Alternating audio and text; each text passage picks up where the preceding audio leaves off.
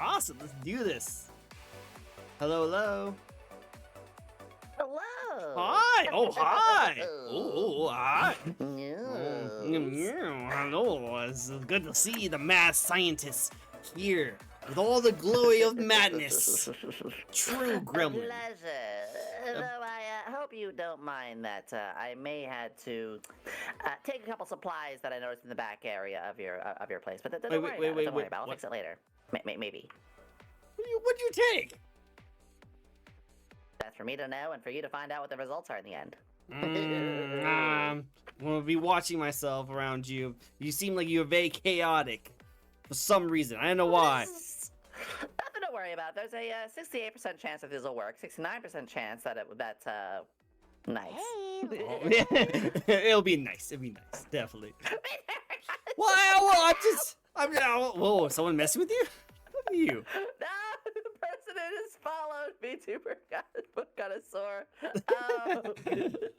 Oh, yeah. So you can. Faces too. It sounds like people are messing with you already. I love it because I believe that chat represents the streamer and the streamer represents the chat. So if you are as chaotic as you seem you are, I just imagine what chat's going to look like and be acting the sort.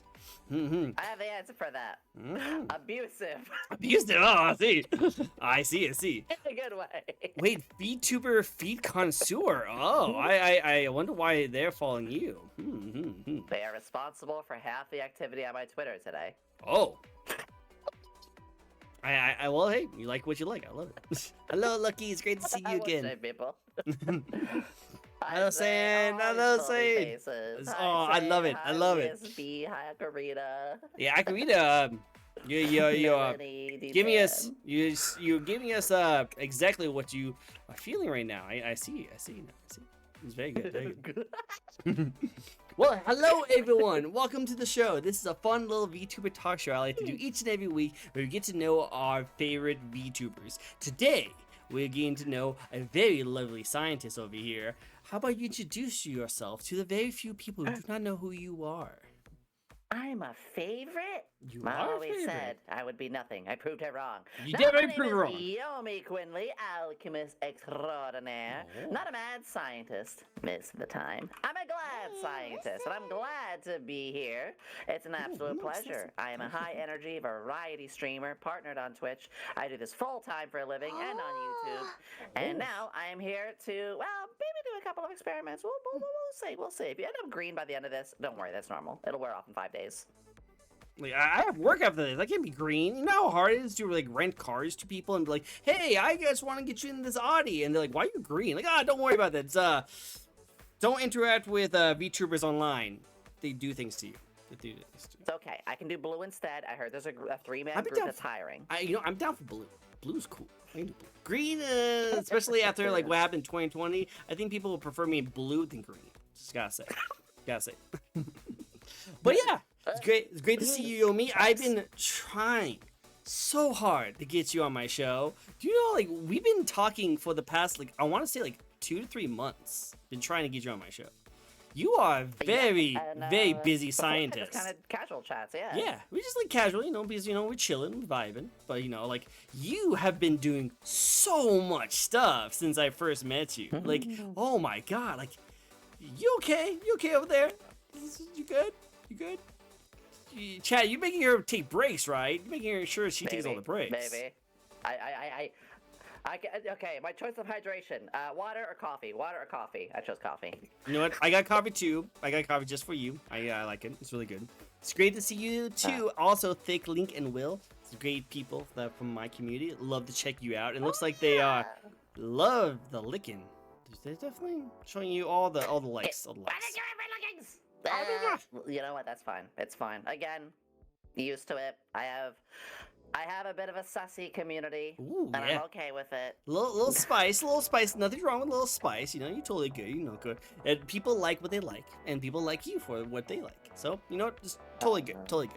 And as long as you're cool with it, I could say about that too. Yeah. Which, yeah. Maybe we'll get to one step at a time. Yeah, we'll see how that goes. But pretty much for everyone who's new at home, we'll be asking 15 lovely questions to a lovely Yomi right here and get to know them. We can get into how they got started, any plans for the future content they'd like to do. We'll get into their model, obviously, and we'll get into some interesting facts and knowledge of the VTuber community that she might like, and all the just fun facts about her in general. We'll get right into it. Also, I know Thick actually just hit the spin the wheel redeem, which if you guys like to tribute to the stream, you guys can ask all your questions you want, including spin the wheel, which I'm pretty sure with a community like yours, I think we can get through all the questions. So it's been a while since we've been through all our questions on a spin the wheel. So we'll have to do it. I thrive on spontaneity, yes. One can say that one of my studies as a scientist is stochasticity. So very well, bring on the randomness. Bring on the randomness. We will actually start with a randomness by just doing a spin. We'll be starting with a spin because Thick of the links actually hit the spin. Oh, thank you for the bits, by the way. I appreciate it. Turn. Show us the question that you will learn. Well, you'll learn, and you'll see more about Yomi here. So let's see. Will we start with something vanilla, or are we gonna get spicier off the bat? Let's see. Is it pain? I'm used to the pain. No, there might be some pain, but it might be some physical and mental pain. But first, do you have an unknown talent that not many people know about? Okay, so Stinky. There's plenty that I've worn out there and have said and be like, people know about this and that. Let's see. I think what people don't know actually is, hey, listen. I am not only decent at rhythm games, but so good enough so that there were several games that I marked in the global charts in the top 100. One of them, Re-Rave, I was the 8th rank in the world. That was on a different soda, though, so you could say that I have a bit of a metronome, if you will, and know how to go to the rhythm of sorts of things. Okay, I can see that. Oh, that's so cool. Oh man, I want to see you do more then. Now that we know about that, I kind of want to see some of that come up on some streams. Maybe that's a cooking. I'd say stuff on D&D too, but goodness gracious, there's so many things I want to do. Oh, and I'll throw in one more. I know how to drive an 18-wheeler, stick shift and all, and float it. So what? I'm a trucker. You're a trucker? Oh my god! I was a trucker. I have never even thought of that. Really, you a trucker? For 6 months, I had a Class A license.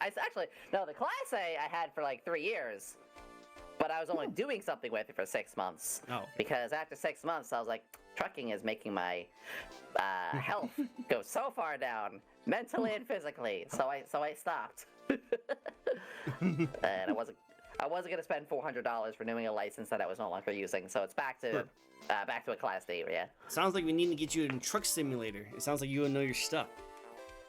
European truck simulator. Let's go. Also, you like Yomi's. Oh, I see the truck. Oh, she would go crazy. I love all the hats you do. Oh, you have plenty of hats. You probably are a hat person. You look like you'd be a hat person with your cowlick and all. I do collect many of things from our guests, those who come into the laboratory. I ask them if there is anything that they would like to leave, and most importantly, they'd like to leave usually an article of headwear. Sometimes something that's more of a booba wear. Don't ask, but something to wear and enjoy. And once in a while, I'll put it on stream and give a little bit of love to the many guests of the laboratory. I see. Okay. That makes sense. I like it. You take Maybe things that's something from... of yours. Oh. Well, we'll have to get to that soon. I love it. You're the one who put me on the booba instead of your head. The booba? Saying so. Damn it, I thought you were say-so. I thought you were the say-so of all say-sos. What? Booba? VTubers with boobas? Never. What, you mean these things? Whoa! Oh my god! Look, guys, it's a VTuber booba. Oh my god! This is the real reason why people come to my show, right? The totally real reason. See, that's a thumbnail right there. That's a thumbnail. Not joking. So anyone's eyes, everyone's like, ah. This is fine. This is fine. I'm used to being set up in weird situations.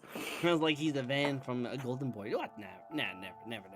As long as she doesn't ask questions about the couch she's sitting on, I think we're totally fine. Definitely good. Booba booba win. Booba, what? I see. Yeah. Just don't ask about it. It's not familiar in any way. It's not a familiar couch at all. Okay. You see, I mean, my experiments get pretty messy. So, I mean, you should have seen it yesterday. I built something acidic enough to burn through my pots and pans. Oh. But, questionable couch stains aside, I have Morphe to worry about. So it's fine. It's fine. I can deal with that kind of stuff. Okay, I like it. All right, sweet. Well, let's get to the first question of the night. By me, specifically. Listen. Oh, hi, little one. Well, hi. That's the little shit. I mean, Morphe. I mean, little shit. Oh, hi. You can leave. Okay. Well, bye, Morphe. bye, little buddy. He seems like a cute, adorable dude. He doesn't seem like he would do anything wrong, ever. Never. Like arson. Like. All right, wait, what? Nothing. Where did he go again? Question one. Okay, question one. And this is the best way to answer to like start off our interview. Why? Why in the first place? And when did you start with streaming? Ooh. We also have a hydrate redeem, so if you want to get some coffee in you. So, I can first start with a when, because did you know that in literally exactly 1 week is my 1 year celebration? Hey, listen. So I started May 15th. Ooh. Asterisk. I debuted May 15th. Okay. But technically, my first stream was April 26th. So I gave myself about 2.5 weeks of just practice. I didn't want to have a super scuffed debut, you know? I mean, get some experience in, get some practice, get all through the stuff, and then have a legit thing later. I see. Yeah, but it's so close together that we're just deciding to have our big celebration in exactly 1 week. That's right, so go to Yomi Kimono Stream on this Wednesday. We're going to have a big celebration. Anyway. Dude, no, plug yourself. Plug yourself. You get all the views, all the likes. You have the spotlight. Everyone, if you've not checked out Yomi, you need to check her out right now. Do it. I'm glad you said plug yourself instead of just plug, because every time someone mentions a plug, they go on about my tail, and I say it's a real tail. It is a real tail, not a. Yeah. People get weird. Well, someone was talking about tricks on your tail just a little bit ago, so I didn't know what they were talking about, but now I kind of do. Now I think I know. Damn. That's okay. I can do magic tricks with it. So, as for how, why I did that is it's surprisingly an emotional question, emotionally driven, and one of the most important things that comes along with it is wanting to fuel myself in life, wanting to find what makes me happy. I tried so many creative endeavors growing up.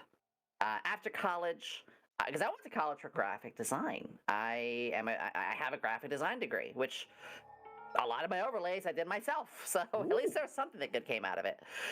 But, I tried making a video game. I tried like an RPG for 1.5 years. Eventually it got boring. I tried taking dungeon mastering as like a full job, because I actually was getting paid by some people doing some, but I also was getting kind of bored of it. I tried. Well, I'll just kind of go quickly through it. Trucking wasn't for me, like I said, health-wise. Writing a book, I got bored of it. Making a visual novel, I got bored of it. And the big reason I found out is each one of these projects is like months to years of work before the payoff, the emotional payoff.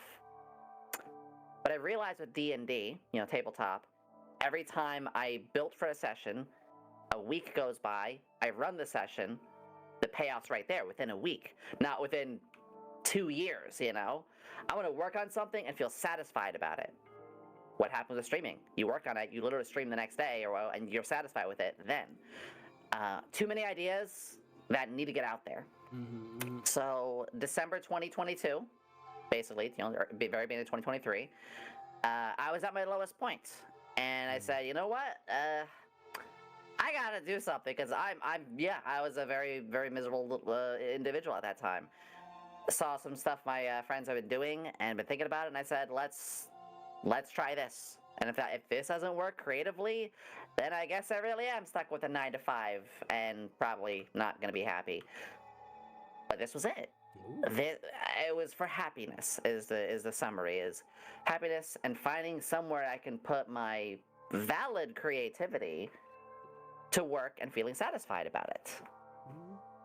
I like it. That's a good story. I like it. You did it because of happiness. You want to make yourself feel like there's something that you can do. You want to get your creativity out, and look at you now. I think you're doing a pretty good job, right? Now, I mean, I'm happier than I've ever been.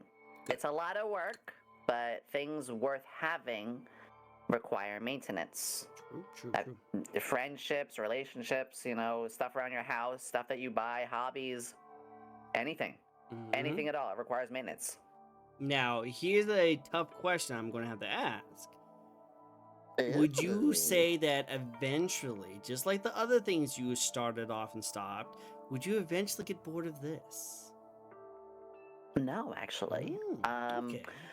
And the reason being is I compared D&D. Like I said, D&D was my biggest... And I say D&D, I generally mean tabletop stuff in general. Pathfinder, Call of Cthulhu, GURPS, Mutants and Masterminds, all sorts of tabletop games, Yeah, GURPS. I had been a forever DM for over a decade. And I've never got bored of it. 10 years. That's a long So, as long as it's something where I can make characters or be in characters, that's my favorite thing is roleplay. I love roleplay. As long as I'm able to do that, that's my favorite thing. And what is VTubing but being a big part of kayfabe while building a community? And what is D&D but role-playing around a community? True.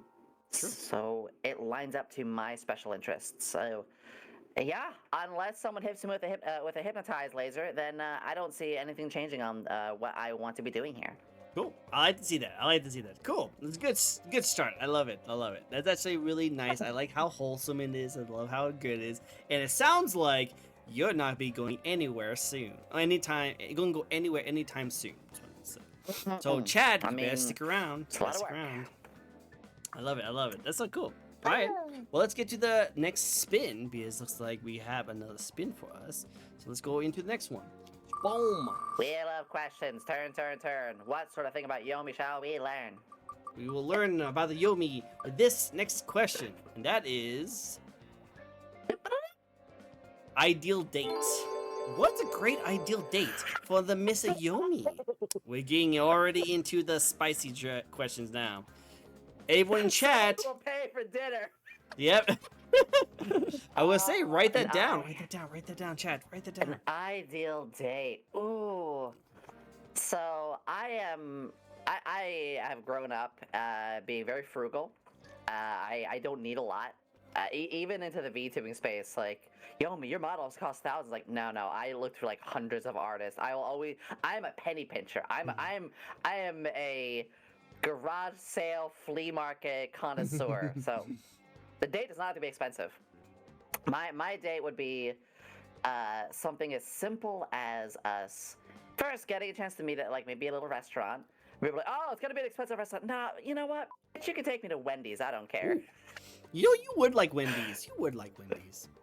I don't know why, but I feel like you would like Wendy's. Well, it might have something to do with your hair, but I'm just guessing. Oh, yep. Something tells me you'd be a mascot. You'd be a little bit mascot. Yep, I can see that. This is Wendy's, miss.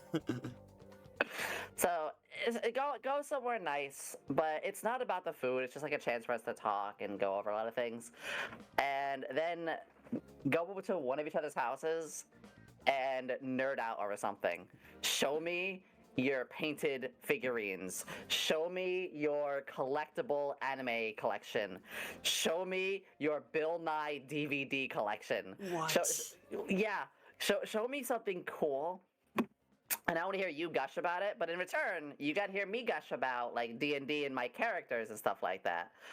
And if we could just gush about like fantasy stuff and like hobbies after a good meal, yeah. That's all I'd want to do is I just want to be able to talk to somebody that could hear me also talk for hours. And maybe the start of the second date, we do something very wild like roller coasters. Go for it. I'd love to see that. Cool, cool. Well, Time awesome. 0 to 50 very fast. Start off super light the first one. Second one, take me to a theme park. Take me into like the NASCAR driving experience. I don't know why I said that, but whatever. Take me to somewhere really, yeah. Show me your other spectrum. Show me both sides of you, I guess. Whoa, whoa, whoa! I love it. I love it. The chill, vibey side of some nerdy touch to like a full-on let's go to the moon kind of adventure. I love it. That is you. Nothing ventured, nothing gained. True. I love it. I love it. All right, cool. Well, hey, Sam actually has another spin for you. So this is Sam. This is Sam's question. So whatever it hits is going to be Sam's question. Oh, whoa. Hey, whoa. That's a nice car wheel. I'm good at gymnastics. Oh, I see that. You missed my spin earlier. I thought, no, that was my. Did you do 2 spins? Did you do 2 spins? Oh, I thought I just did a spin for you. I'm looking back. Out there. Looking back. Out there. I'm double checking. my work. Oh, you're No, fine. Dick was the last person. All right, cool. Awesome. Most underrated game. Do you know of a game that you think should be praised more that not many people know about? Oh, like one of my old favorites or something like that kind of thing. I got one for you, and I don't think anybody here is gonna know it. It is called Battle Realms. Battle Realms is a old RTS game. It's a little bit after the time the first StarCraft came out. And it takes place in a setting very much like Meiji era Japan, so samurai sort of thing. And yeah, Helm knows because I gush to her about it all the time. But it's very cool with its lore. It has its 4 armies. It's focused on heroes as well. And you don't just like build a unit like I'm gonna build a bunch of tanks. I'm gonna build a bunch of these guys. Like no, you build core units, and then depending on where you train them, they become different things. So you don't build units so much as train units. Okay. And it's got different paths and a storyline, and RTS has a branching storyline. It's an RTS that also has, like, you can interact with the environment that early on. Trees, which you can burn forests down if you want to, cause field of vision loss. Boulders on mountains, push them down, destroy your enemies. And the lore is also magical too. It's Japanese, but also has like onis and demons, demons, dragon magic and stuff like that. It's so cool. And here's the coolest part. Okay. It's been around for as many years as it has. It is on Steam, and the developers, after almost 20 years, still update it. Really? Up 20 years? Still updated? Yes. This game looks cool. Update. I really like the design of it. It's so much fun. I'll type it in the chat for Battle Realms. Look it up. Definitely. They have always wanted to make a sequel. Unfortunately, they had like branch off didn't happen. But that and it's less of an underrated. It's more well known. But Mirror's Edge, I wish got the love it really deserved. There's only one Mirror's Edge. There you didn't like the second one? There's no sequel. No sequel. Everything EA touches these days turns to dust. Unfortunately. True. Unfortunately. Almost anything. Oh my gosh. Well, okay, I'll be definitely check it out. It kind of gives me like Warhammer and like I would say like Command and Conquer kind of style of things. You know, it looks really cool. RTS. That's right. That's what those kind of games. The other cool thing is it doesn't bloat your units. It's not like 400 units. Like no, you're capped at 30 in the biggest battles. Every unit matters. Every unit you get attached to. Cool. Until they die. The best part. Wait. Cool. We have 2 spins. We go do another awkward spin. Apparently I missed one, so I'll do another one for you, my friend. Sure. And then we're also gonna do Tenko. We will do a spin for you. But first, before we do those 2 spins, what do you like the most about being a VTuber gamer? Yes. Being the most I know about being a VTuber and a gamer. Well, first off, on the gaming side of things, I worked too much to the point though the last 5 or so years I barely got to catch up on games. So thanks to VTubing, I'm reinvigorating myself as a gamer. I grew up with video games to the point my parents called me a Nintendo-aholic. Back when they thought video games are bad for you. They'll cause violence. Fuck all that. But yeah, they never supported my desire to play video games. So it was just something I always did on my own and just enjoyed. It's my escape into fantasy, and not just escape, a healthy escape. When it comes to video games, I love RPGs. I love stories. I love characters. I told you I like roleplay, so of course I like all those things. And being a VTuber, I literally got to be a part of that.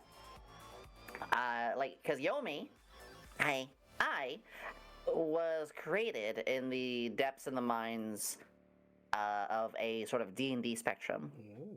In fact, I'll even say our friend Helm-chan, as a gift, made this design back in 2017.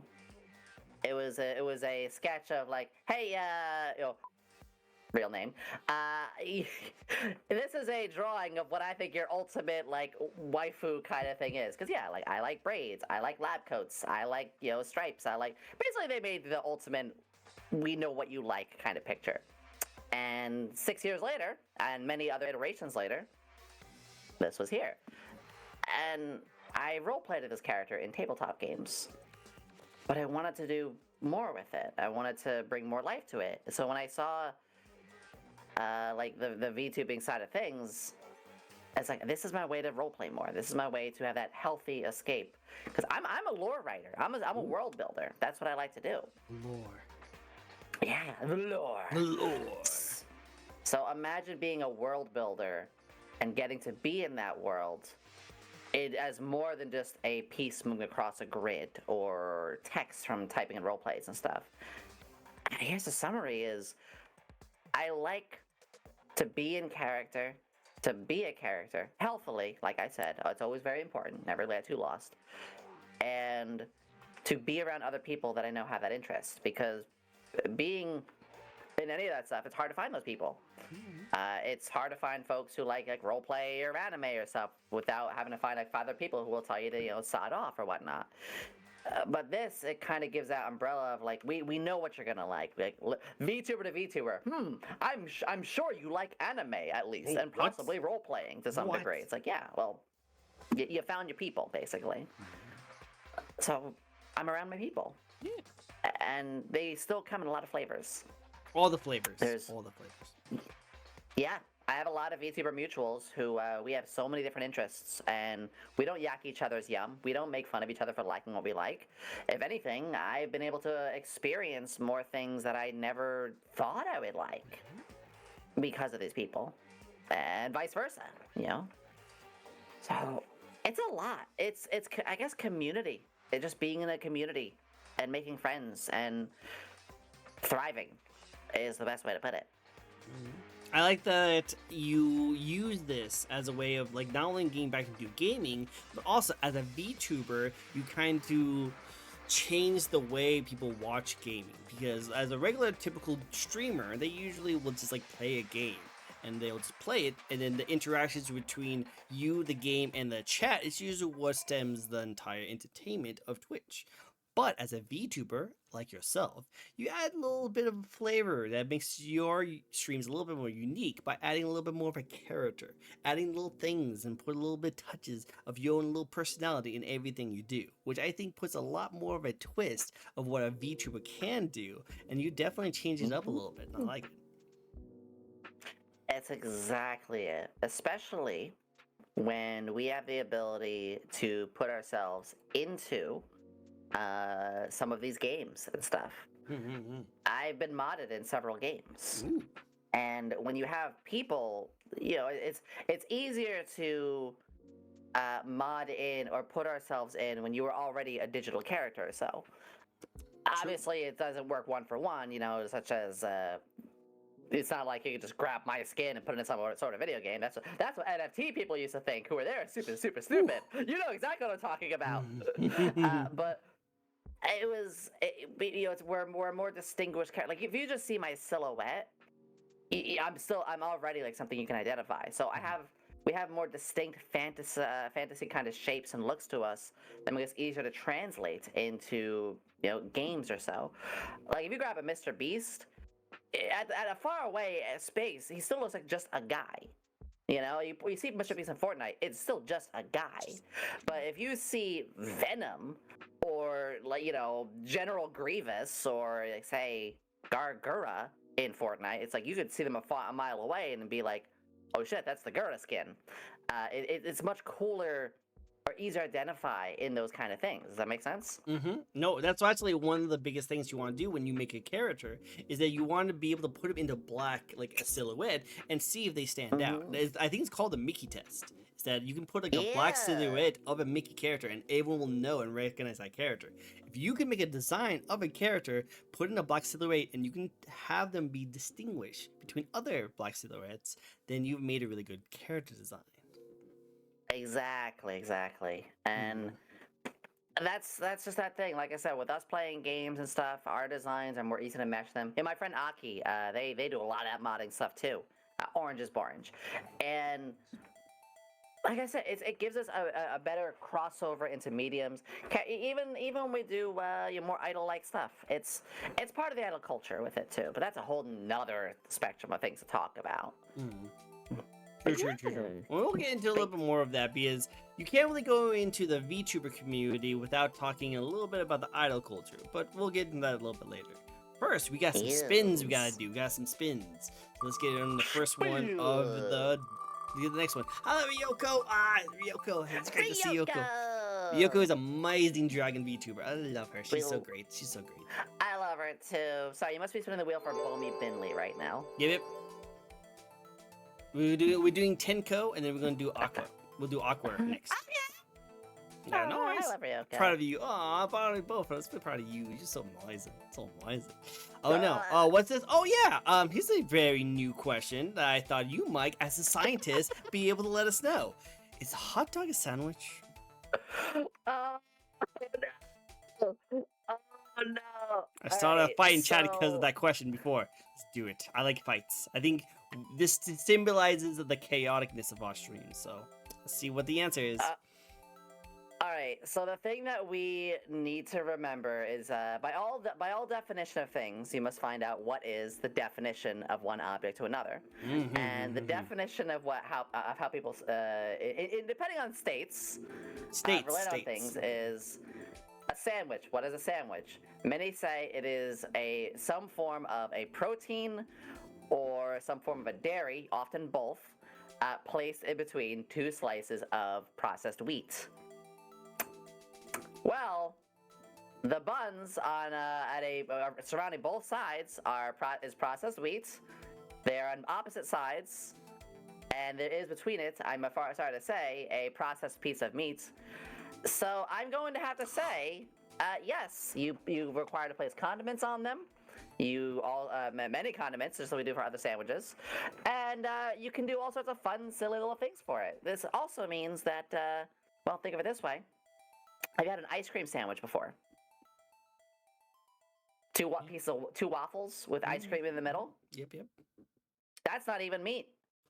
That's candy. That's ice cream. Do we call that? Well, you know what we call it? We call it an ice cream sandwich. But it's not a sandwich. Yes, it is. Oh, it is? Okay, cool. So make sure you freed me out for a second. I was worried about it. So by all means with it. Got my brain. You got. Which Does help it make a taco a sandwich? Yes. Oh. Taco can be well. It is dual classified. It is 90% taco, but for the cool kids, we'll call it a sandwich. Hello, Mason. Hi, Phantom. Hello. All the lovely people here. Oh, the Grace. The best. So, I'm gonna say by all definition, yes. I don't like it. I don't call it that. You know, sprinkles are also jimmies, but we don't call them that really. We just call them sprinkles. It's not the American way. It's not the American way. Yeah, what do we call them? Sandwich. We got subs, hoagies, heroes, but we generally call them subs. There's people out there who call hot dog sandwiches. We just haven't. They just don't speak up too much because they're worried about getting the pitchforks. Exactly. Okay, so with that amazing definition aside, I will say this though. I usually consider a sandwich is two separate pieces of bread with a protein in between. Separate. That's how I see it. So that means a hot dog is still a hot dog because technically it's still connected. And then a taco is still a taco because it's still connected with one little piece of thing. So that's so my. What you're saying is give the taco and the hot dog about 10 minutes where the bread gets soggy enough that it separates and it becomes a sandwich. Then it becomes a sandwich. Yes, then it becomes a sandwich. Hot dog transmutation. Understandable. Yeah. It will eventually get there. Hot dog. You heard it here. Hot dog transmutation. Hot dog transmutation. That's how we can get to a sandwich. That's how it becomes a sandwich. We'll do Akumi on it. No. Oh, Yomi, did you break the mic? Hello? Oh, can you not hear me? Oh yeah, now I can. I thought you broke. I thought you broke it. No, I'll slap this. I thought she literally broke her mic because of how much screams she did. No! Ow. Yeah, I could. I mean, I could. Good. But don't. Not yet. Not yet. We still have about like another hour or two left. So don't leave. Phantom's great to see you. Great to see you. Yomi, blue milk so powerful to break mics. Wow, you have blue milk? Wait. Why do you have blue milk? Wait, where did the blue milk come from? What did the blue milk? Okay. Listen, Star Wars. Okay. I'll say the story. Okay. There was a post about blue milk coming out. I'm gonna lay this out. There was a post about blue milk coming out on Twitter, and you know, my Twitter game is strong. It's actually quite an important part of where I get a lot of my traction. I retweeted the blue milk. I retweeted the blue milk and simply said, the post simply said, not another word. And this post broke into like I think it was like 50,000 or something like that. Oh, that's a pretty good one. Yeah, it's like one of my most highest performing posts. So I was like, you know what? Fuck it, I'll just embrace it. Embrace the milk. Embrace the blue milk. That's what happened. She embraced the blue milk. I embraced it. And now if you look close at that emote, it's even me on the front of the milk, not not the Star Wars thing. You know what? You would have blue milk. You know, I just don't know how you would make it though. Like, how would you make blue milk? I mean, it would be. Next question. Oh, okay. Yeah, no worries. Well, Aqua still has a nice little spin that we got to do. So as a payback, we got another spin for you. Spin! The tuba model is so good, right? So good. She does all the spins. Look at her car wheels. You think this is as a small little room, you think she won't have room, but no. She will probably kick him in the face eventually. I'm quite good at gymnastics. Cool. Well, I'm actually going to skip this one because you already answered this question. There's another one. Kind of ask this one. Yeah. We did.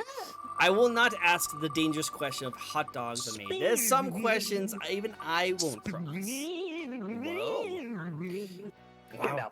Her gremlin energy is coming out. Her gremlin's coming out. Okay. Super Farmer, hello. Hello, Farmer. So, very difficult, most hardest question of all. Cat or dog person? Well, I gotta think about that one for a second. Oh, yeah, just scratch your ears a little bit and try and think about that for a second. So, I like both. I am okay with both. But I'm very much a cat person. I grew up with cats. It was just always in the family. We always had a cat.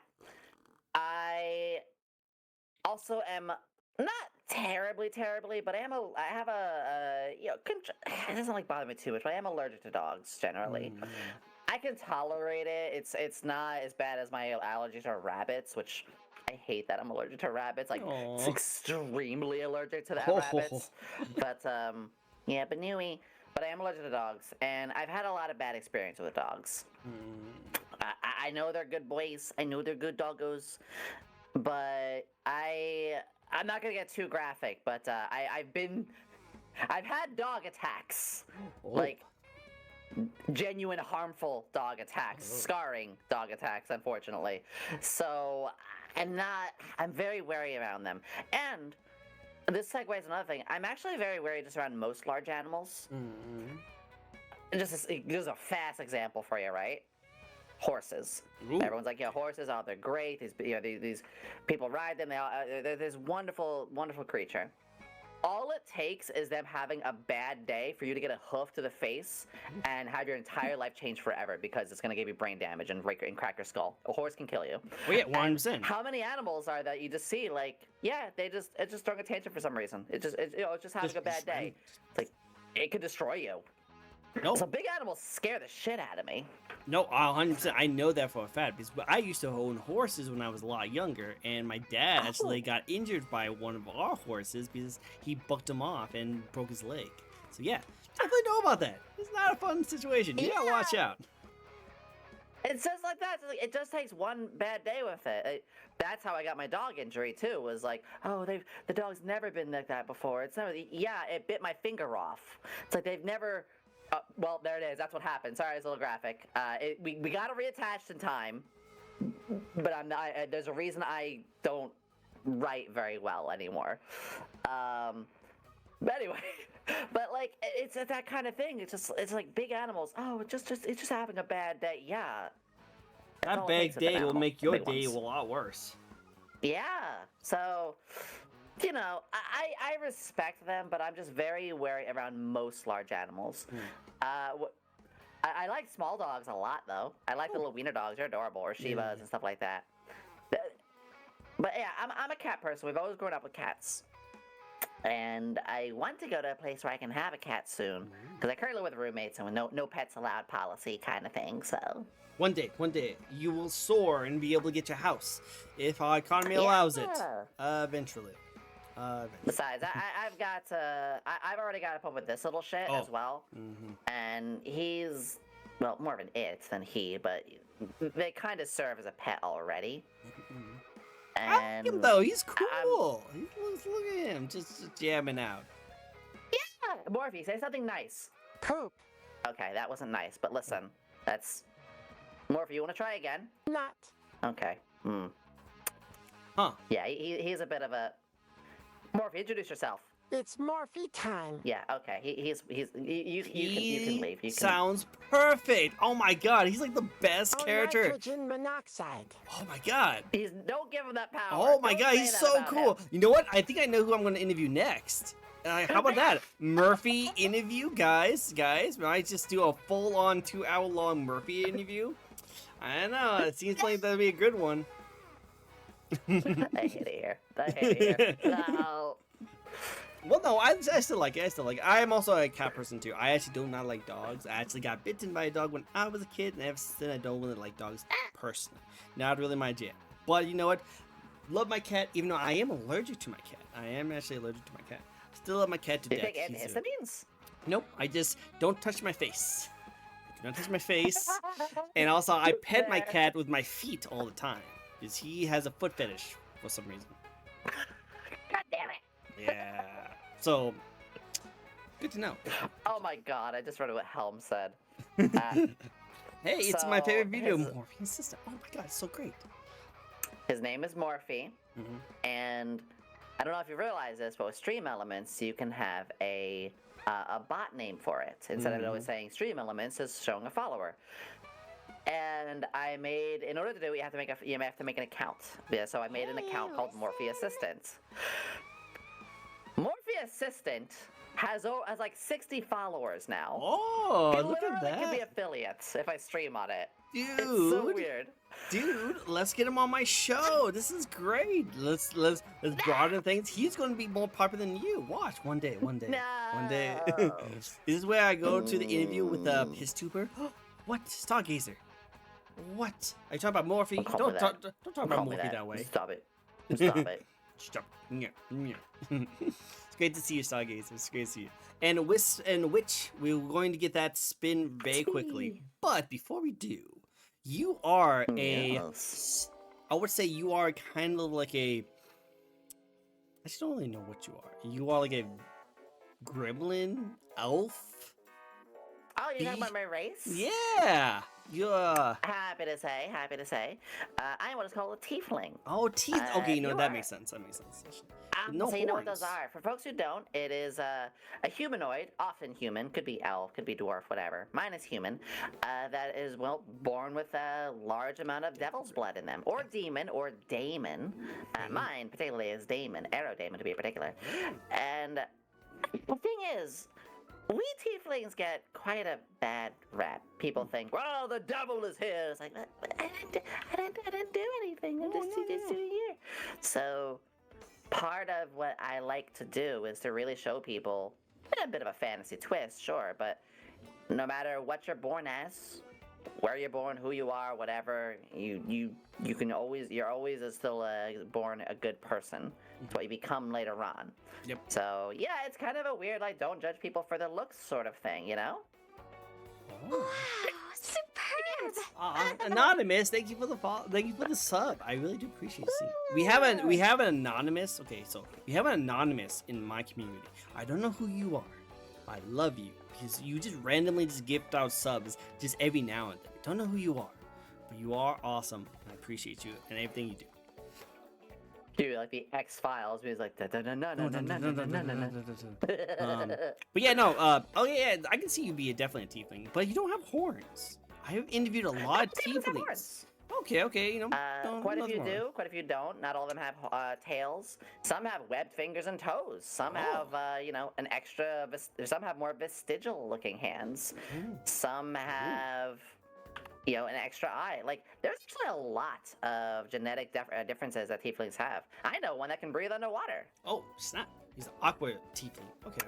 I've interviewed a lot of different tieflings in my show, including Melissa, who's an amazing tiefling. So yeah. We love Melissa. Melissa's yes. great. I'm gonna try to do something with her down the line. She's so sweet. She's amazing, but she's also really busy too. It took me a while to get her on my show as well. She's a mug. She's a busy bee. There's a lot of folks out there that it's their full-time thing. I mean, it's becoming that for me too. But going back to my question, you are a tiefling scientist, right? Yes. There's a good amount of tieflings out there. What do you bring to the community to help you stand out from the other tieflings? Well, I like to differentiate myself in the way that our community is handled and the activities that we do. So, for right off the bat, our community is much more of I guess the best way to say it is extremely positive. I see people who tackle drama. No problem with there. One of my favorite streamers is a news streamer. That's being a Lara, but she talks a lot like news drama and stuff. I don't do that because that's not my specialty. A lot of people that I do see, they might be focusing. I'm a heavy gamer, or we are not afraid to rock the boat. I was like, no, we are. It feels weird to say, oh, I'm one of the most positive there is. No, you don't say that, but positivity, healing, and all of us kind of getting together and helping each other out is a very important thing to me, because streaming kind of saved my life in its own way, and I want to provide the life lessons that I can. So we try to create a community where we can all talk about our problems a little bit and be more of this sort of big nerdy family. I also do provide D&D content. I know, we talk more about it than anything. I plan to be doing some streams around that. And we also have science streams now, too. I literally yesterday did a science hand cam. That's right. We built a whole lot of stuff around that. So we have a much more, we really do focus on, like I said, us as a community growing, healing, and even mentally, intellectually growing, too. So it's all a place that provides people a place of safety and self-improvement. And not a lot of streamers do that. I know idol culture and how that goes. I know, again, people think, it's about engaging in this and drama that or whatever. And drama's not a bad word. I want to say that right off the bat, because news. I'm talking more about that when I say drama. But we are at a place where, even though we're a little bit more, we have a bit more adult humor, enough so that I just mark myself 18 plus just to be safe. We're not like an 18 plus like lewd stream or anything like that. Big respect to folks who do, though. I mean, I was hanging out on Podkin stream just last night. But who's on your show 2 weeks ago. But we make sure to handle things in a way that just help people find their light. I'm not afraid to have someone who's trauma dumping a bit and to say like, hey, don't say that about yourself. It's okay to be in the situation that you're in. First, start doing this. My Elden Ring stream just the other day, someone was talking about, I feel like I'm too old for this, or I'm like, look, your age, you got to remember, like you say you're 30, you've only been an adult for 12 years. People, you're not going to figure anything out like that life changing in just 12 years, and no matter how old you are. So yeah, I'm going off on a tangent, but basically, I could be, I don't want to say a therapist, but I'm there to talk to people like that. Yeah, and that's actually, like, to me, that is one of the best things to do. As someone who actually was going to become a therapist in my career, that's literally the ones you want to do. Just be there for someone just so that they can talk. That's like usually the first thing that someone needs whenever they have a lot to go on in their mind. Just listen. Just listen. Just listen. Yeah.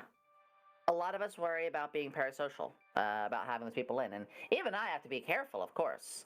But most of the time when someone does a quick trauma dump or they say something a bit personal, they're not being parasocial. They don't know the boundary just yet, and it's okay to kindly enforce that boundary. But we don't have to have our guard up first as our first reaction.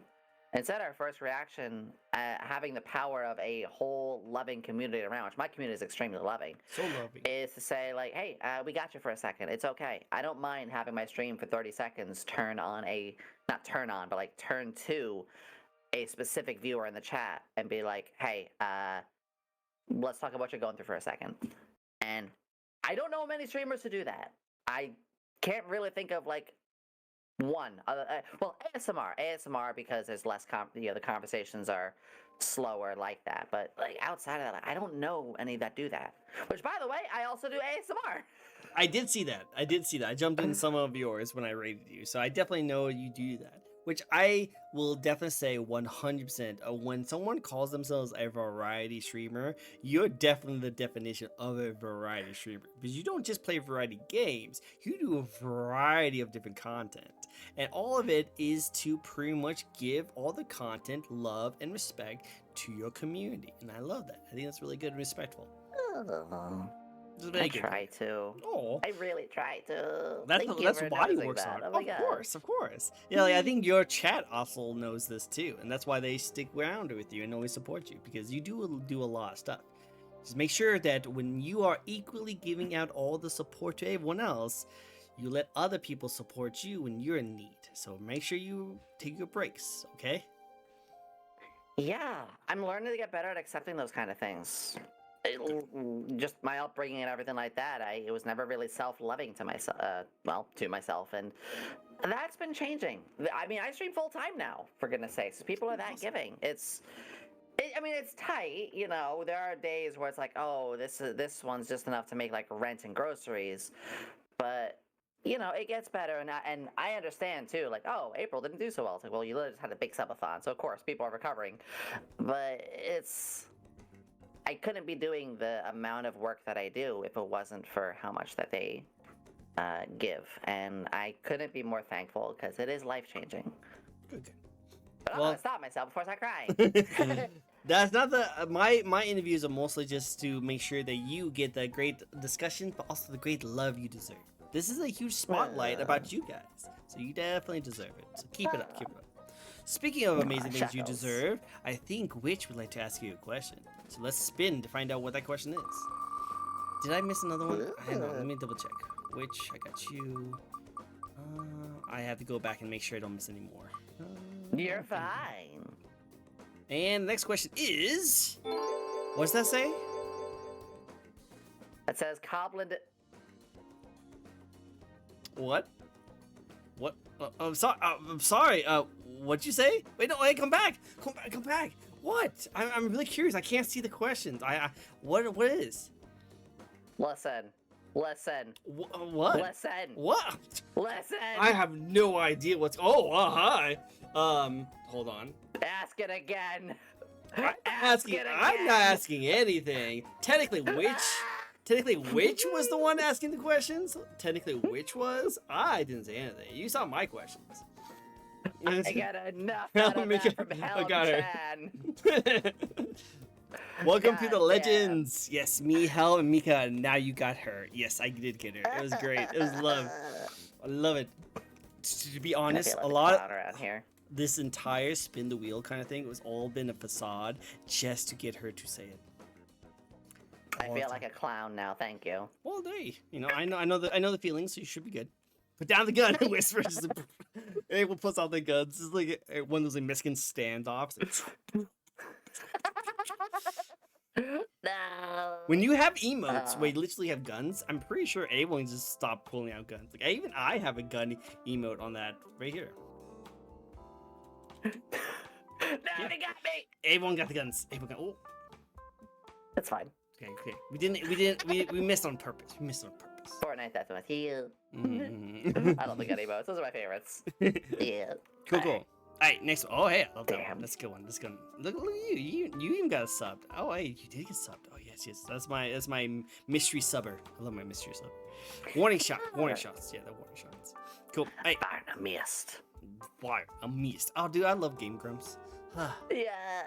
Big inspiration for me. Me too. I actually have a little bit of a plushie with here. No shot. A little plushie. Yes.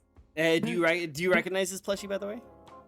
Yeah, Aaron. Yeah, but do you know that it does And reverses it at yes. it goes into Yes.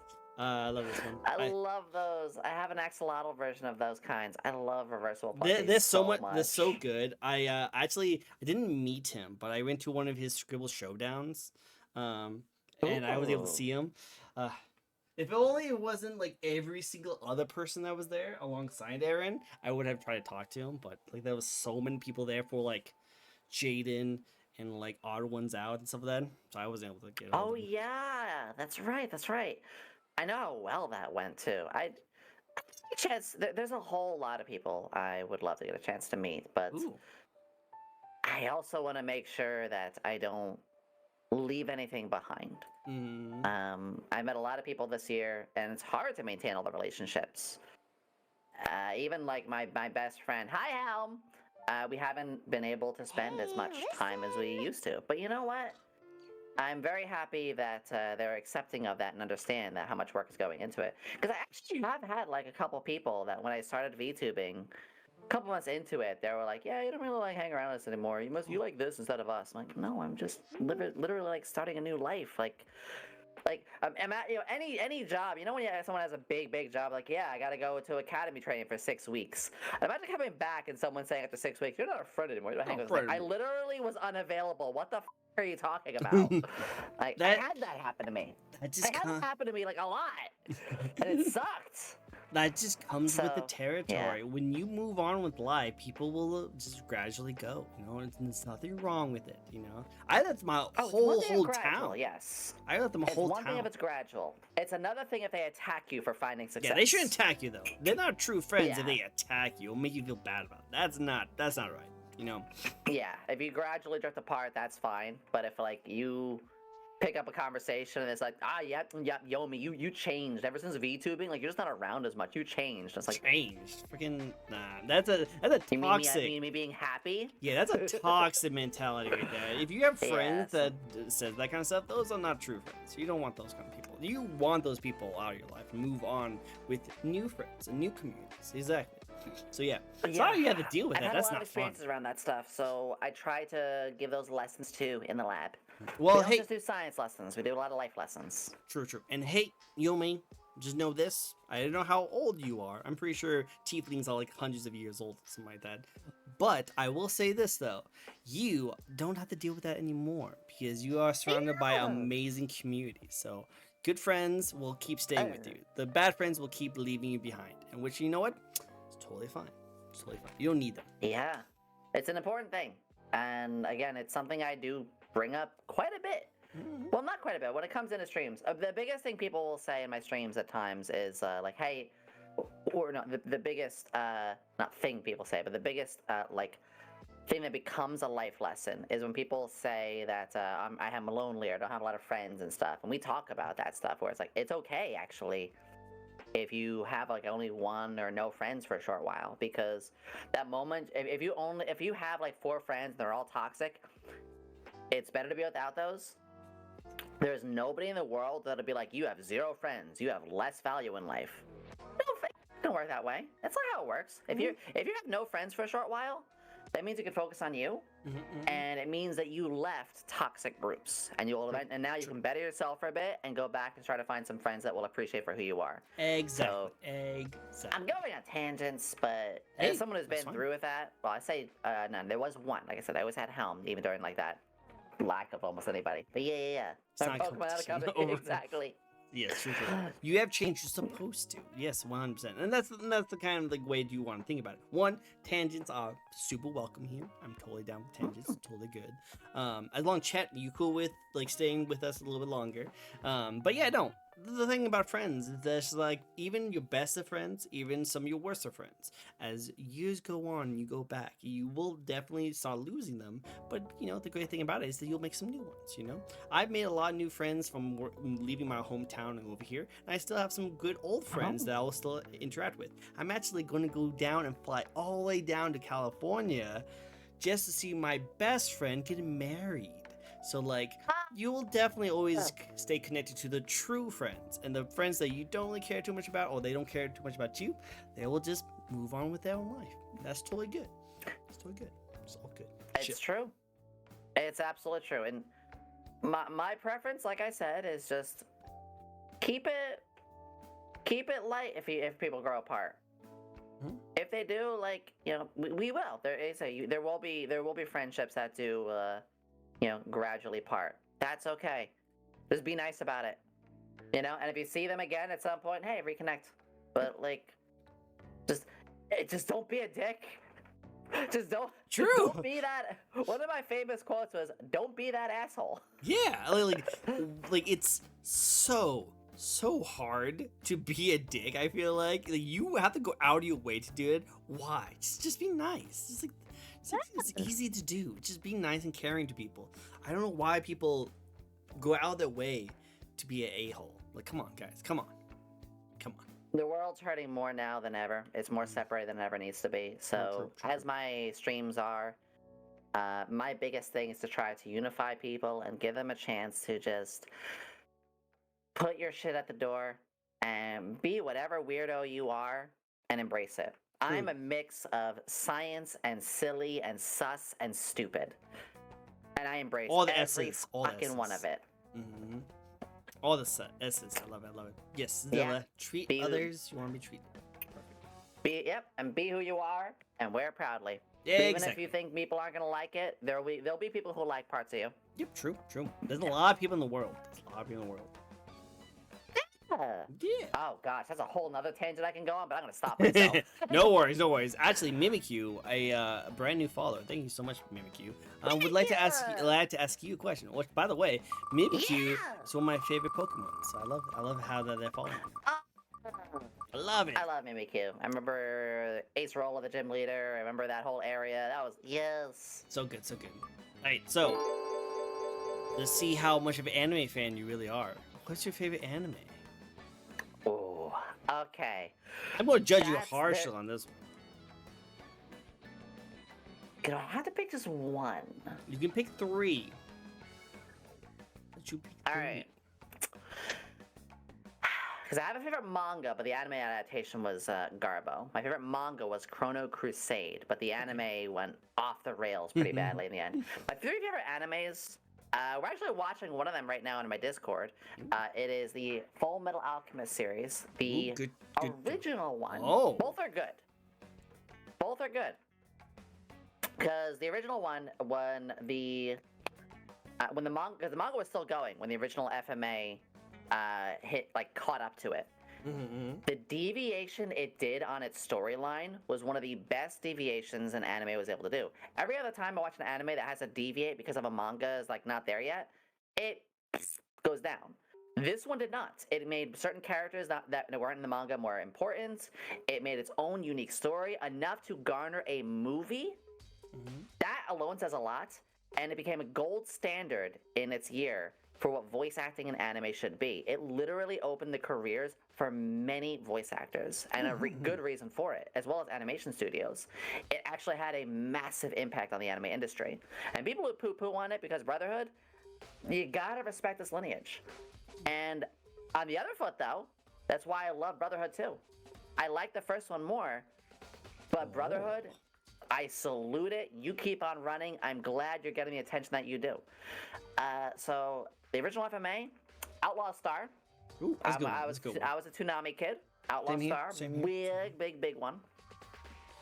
And but this other one, a little more out of left field, but it's my comfort anime called Laid Back Camp or Euro Camp. That's a good one. That's a good one. You might know it. You know that one? I know. It's the chill. I love that one. Camping. It's also food porn. The food they're making is so good too. Oh, so good. And that one, I had like a little ritual that I did every time there was the new episode came out on Sunday. I would go to this little pizza place. That you can get like, you order the pizza and you get whatever toppings you want for the same price. Kind of like Mod Pizza. I don't know if you know Mod Pizza. So it's like Mod Pizza, but it was a indie place. I don't want to say the name because I could dox myself by doing that. I would go there, get that pizza, go home, sit down, watch the newest episode of Laid Back Camp, and it wasn't a giant pizza; it was a personal pizza, so I could finish it through the episode. And it was good because you gotta watch that anime with some food, otherwise you're gonna get hungry. I can definitely see that. Okay, I like it. I will say this though. Yeah. As a Brotherhood connoisseur, I will definitely say that I might not 100% agree with you on your opinion. I do definitely respect it, and I do agree with it 100%. I would say that you give me it a little bit more credit than I would say, because I think Brotherhood was just top tier. But you know what? I do like that I learned something new about that, because I did not know that it did all those things. So I will respect it. I respect it.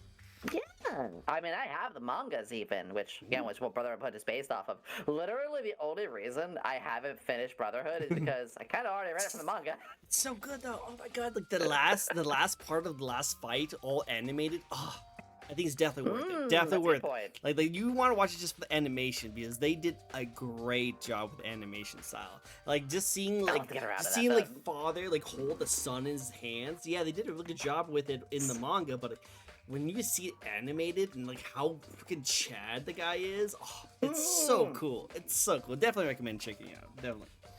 It's always amazing when you see a manga getting its anime adaptation done in a way that elevates what the medium of the page could have done. JoJo is a perfect example, which JoJo is definitely in that top 10 as well for me.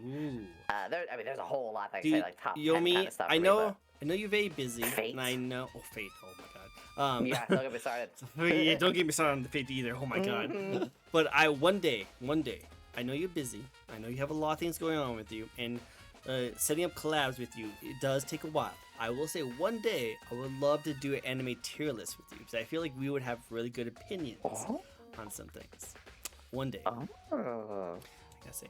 Yes, I would love that. I'm trying to catch up on my anime a bit more. I'm a very much an anime connoisseur, but I've definitely, in the last 3 or 4 years, fallen a bit behind. But that's just because I've been so busy with stuff. But I do need to get back on track with stuff.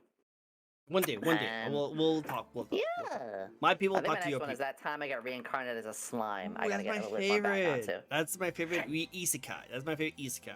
That one, Konosuba. Yes, I don't like many isekais. I was a dot Me hack neither. kid. Okay, I like it. There's the way they do that time I got reincarnated is as a slime is really really good. It's not a power trip so much as like literally city builder and establishing like negotiations and respecting all these other tribes and races.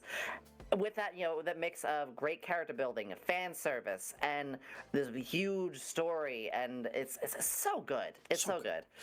So, but I digress. I could nerd all I want about it. But no, 100%. I don't have my glasses on today because I just came back from work and I haven't took my contacts out. Also, I'll be doing the same thing. So. That's okay. I'll take mine off for a bit. No worries. Also, that way you feel a little better about it. I think I will say this though. Random thought. Not gonna go on too much of a tangent for it. But random thought, do you actually wear glasses in real life? Yes. So- all the time. So Other have than you like ever? shower and sleep, it is permanently on me. Okay, have you ever like, not had your glasses on before, and you just feel like you just need to adjust your glasses, and then you find that there's nothing there? I kind of just am always wearing them. So Okay, so you will eventually. But I do the anime gesture of middle finger and pointer finger on the bridge of my nose. Yes, I do that in real life. Not even like ironically. That is just how my fingers is trained. Just like how when I drink my coffee, my pinky is out. Unironically. So I wear my glasses like this. I can't see because contacts and all stuff. But I do this sometimes. Do you know that reference? Oh, I love it. Yes. If you I do that if I am having a very greasy meal. True, which is very valid. But does anyone know the reference to that? If you know the anime character who does that, I will give you all the brownie points. All the brownie points. I don't. I feel like if you say it, I'll be like, oh. How am I big dumb cave? I know that. Yeah. It's pretty obscure because it's in the beginning, beginning of a very long anime, and it's a character in the beginning. If anyone could guess it, I would. I want to say like Slayers, but like no character in Slayers even wore glasses. Slayer's a good anime too. Slayer's a really good anime. Oh yeah, Lena Universe waifu. But anyway, I feel like I know this. That's the thing, but... You want me to tell you the character? Please. So, I don't remember his name, but he's the guy from One Piece that has the giant blades on his fingers. Oh, that explains it. I never got to One Piece. Okay. Okay, yeah. So, he's a One Piece character who has blades on his fingers, and the reason why he does that is because he's so used to having blades on his fingers that he can't literally fix his... Wants to stab his face, so he just always does it. Didn't he have, like, he was very early on. Yeah, he was super early on. And had his thing, and that was it. But only recently he actually came back. Yeah. In the mangas which and I stuff feel like like that. is so cool. I love that character. He's just like a really cool looking character. I just like his design. Yep, and he fell off the face of the earth when he did his thing, and then like, literally and the creators was like, wait, God, we have this character. Yeah, remember this dude? Yeah. See, like I said, that's what I mean. Do I watch One Piece? No. Do I think I'll ever get into it? No, I don't have the time. Do I know about it though? I'm an anime nerd. I need to know about it, and I respect it. Gear 5 all the way. Oh yeah, Worm's I love his design. Cool. All right. Yeah. Going back to what we were talking about before, we have a new spin. And that is. We were at like question 3 of the interview too. Yeah. Right? Cool. So we got all the spins out of the way. So now next question. I know, right? Time goes by really quick. But this is a little treat for you guys at home. Chatters, this is a treat for you guys. Any games you're looking forward to streaming later this year? Oh my god, yes, oh my god. Alright. Okay.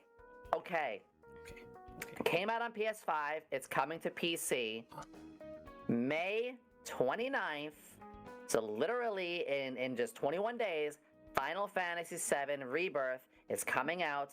I am streaming that for like 12 hours. I don't care if I have like only 2 people there. Come at me. I am going to binge the absolute fuck out of that game. So, yes, daddy, yes. That is the big one. FF7's Rebirth. It is FF7. If it wasn't for FF7, literally most of my life choices that have been happening wouldn't have happened. Because FF7 got me to like characters, which got me to like role playing, which got me to do all the stuff that I've done. It got me to meet all the friends that I did, which got me to D&D, which got me to do VTubing. So literally, FF7 was like the core of it all, the brain of it. Sounds like your favorite right there. Dang, nice. Yes. I like it. All-time means a lot to you. game. FF7. Just straight up, that is my all-time favorite game. Nice. I like it. Okay. Yeah, I've... That Tifa art of you now makes sense. Yeah, it was a PS1, of course, yeah, because the remake is I love just as much. I'm just saying, like, yeah, I've actually had a tradition where every Christmas, or around the Christmas, all of December, I would replay Final Fantasy VII. And I've beaten it like 9 times, I think. I kind of lost track, actually. And 2 of those times have been the remake. 1 on stream, actually. We made that as like I started it in December. We finished it during our subathon, like late February. and then the other, obviously, 3 years ago when the remake came out. So, yeah, I'm a Final Fantasy VII lover. A little bit, but you know what? I like it. I like it. Glad that you like that kind of game. It's so cool to see you guys get back into it during the PC time. So looking forward to checking that out. It's gonna be really cool. And you know what? I'm pretty positive. Let's all be honest here. There's not going to be 2 viewers. I think you have enough community members that you're going to get a lot of awesome people checking out an awesome VTuber. We'll definitely say it. We'll definitely say it. It'll be good. It's just one where it's one of those few times where, because I plan out how I do my streaming, I change plans a little bit. You know, when Buckshot Roulette, I had that replace a stream because like, ooh, this is really really popping right now, and oh my god, it's only $3. Cancel plan. I'm doing this today. I've had a couple adaptations like that. But so it's okay to sometimes just say like, you know what, fuck it, I'm just gonna do it. I know I said to myself for comedic effect. I know I can swear, but I just sometimes you just have to have like, this is a stream for me. Fuck all y'all. I love y'all. But this I is for want to me. play this. I want to play this. You know what, Ed? You know what? Again, treat yourself. Treat yourself. Exactly. I like it. I like it. Today I want to go to the Chinese buffet. Leave me alone. You leave me alone. I'm eating all of this, and also dessert afterwards. So I treat myself.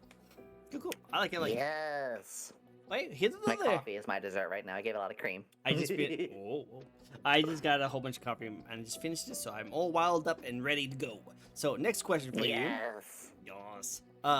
This is another little treat for the community, but I'm pretty sure you guys already do this. But do you host any community days? Do you play games with your fans?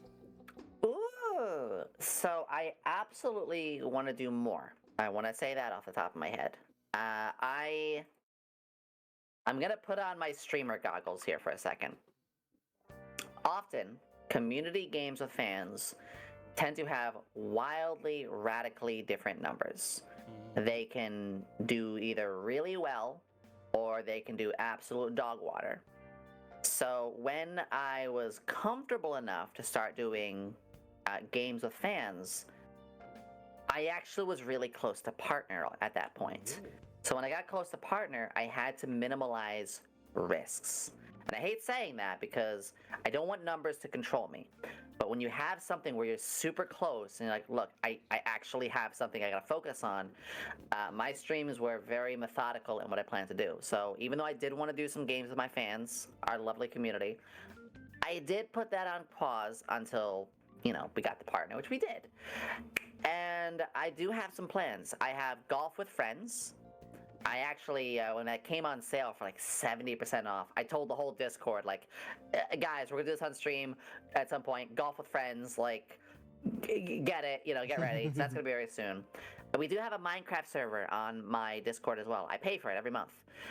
I have not touched it as much as I'd like to, mostly because I'm just super busy. But yes, we do have Minecraft stuff, which we are gonna be doing a Tackle the Ender Dragon stream at some point. So those are the two big ones. But yeah, that's probably just the two off the top of my head that I could really say. But there's more down the lines. There's absolutely more down the lines. Yeah. It's a shorter one, but those are being the big ones. But I also find having the fans interact with your games to be a big thing.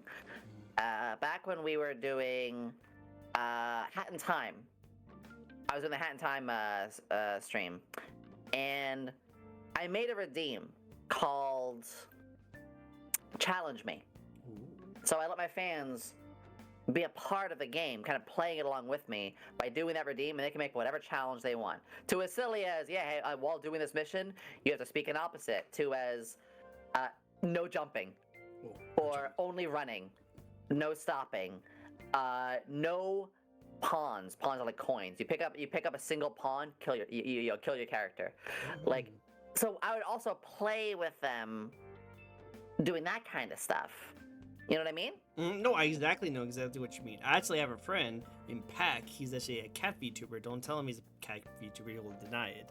But what he does is he actually has a crowd control. I'm pretty sure you know what that is. It's pretty much what fans can actually use, like channel points, and they'll interrupt or put things into your game while you're playing it. He does that with Zelda. like the mask. Oh, I love and so that those. he does that all the time. So that sounds like something you would do too.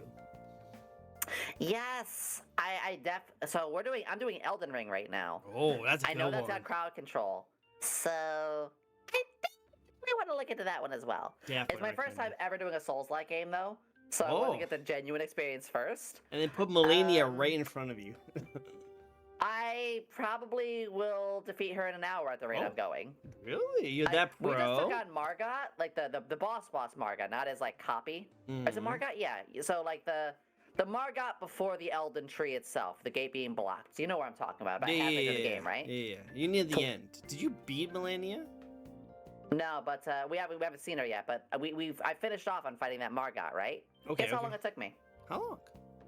20 minutes. Wow, look at you, big old pro gamer. I love it. I love it. Never played this game in my life. Radon, 40 minutes.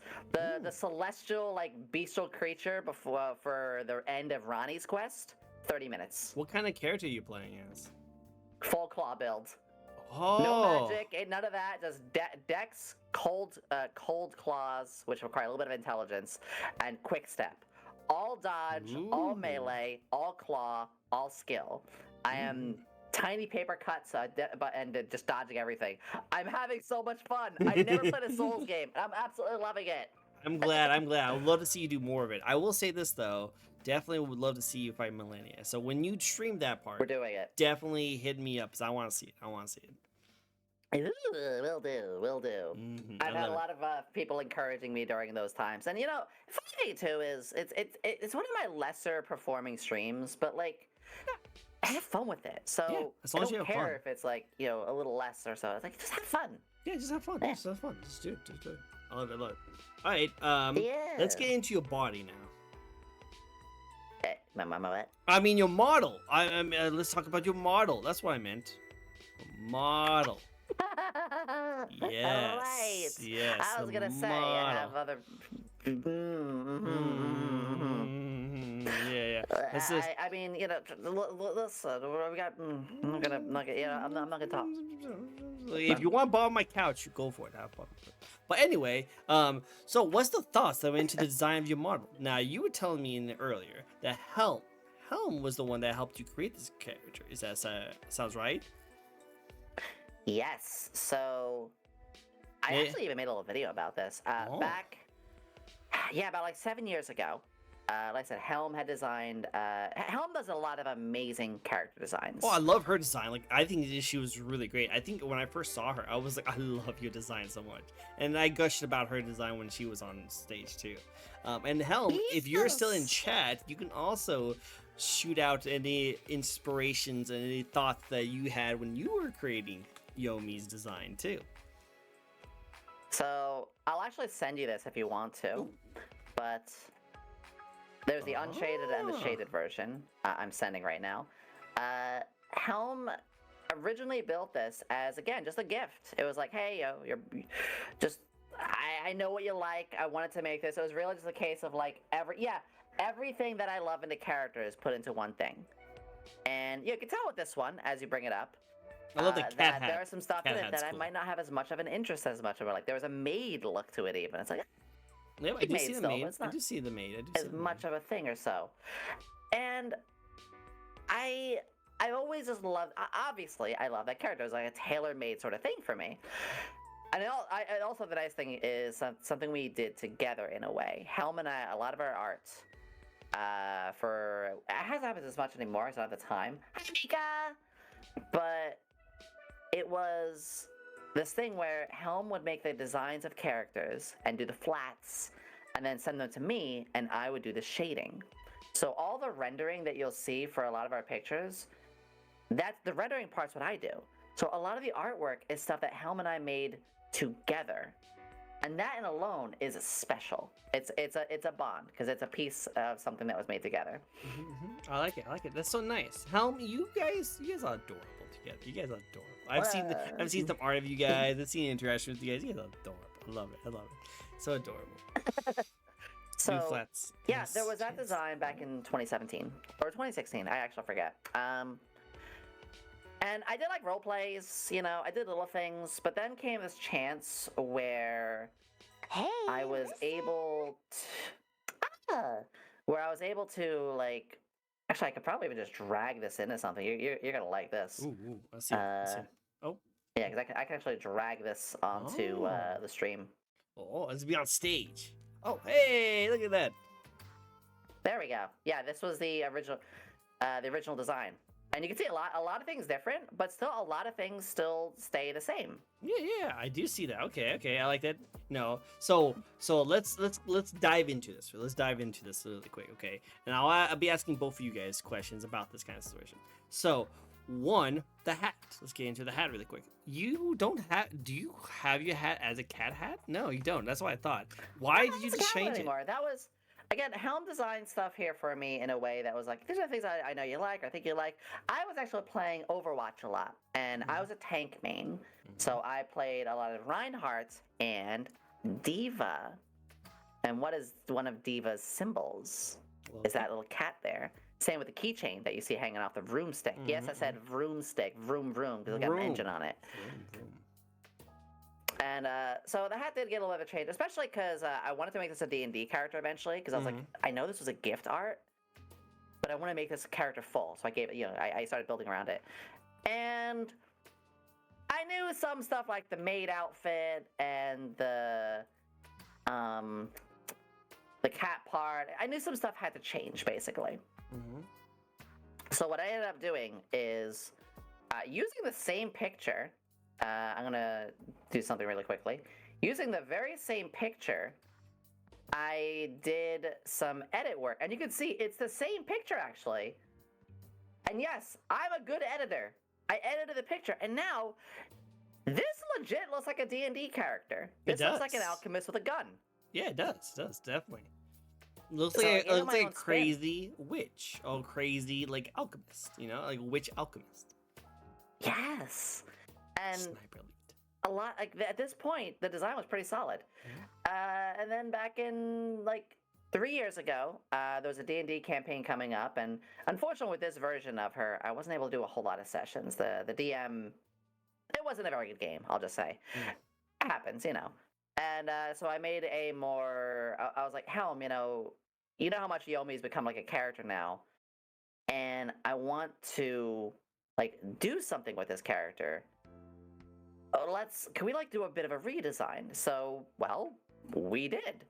And here's the cool part. Again, Helm did the flats, and then I do the rendering, and you're gonna see a massive improvement in the quality here as I bring this up. This is more recent. Okay, I can see that. This is my design now. Okay, I see the stages. And you came. Are you less of like a engineer kind of like character, and more of like a witch, like mage kind of character? To be particular, alchemist. Now, in the game where this was done, I was more of a wizard. That was, let's just say, alternative universe. We needed a caster.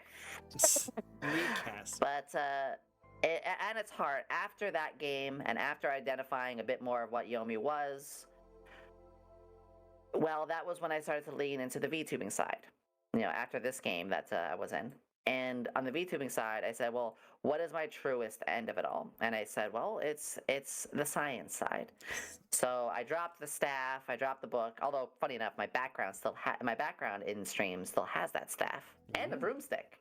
Hey. Kind of a nod to the older forms. And I had now done my theming, and I was like, well, magic is not really my theming. Stage magic I do love, though. Science is. So, hence, I kept the design at this point, but took just some scientific, like, tweaks on things and did my stuff. I like it. Well, hey, it seems like I saw the stages. It always felt like it was you.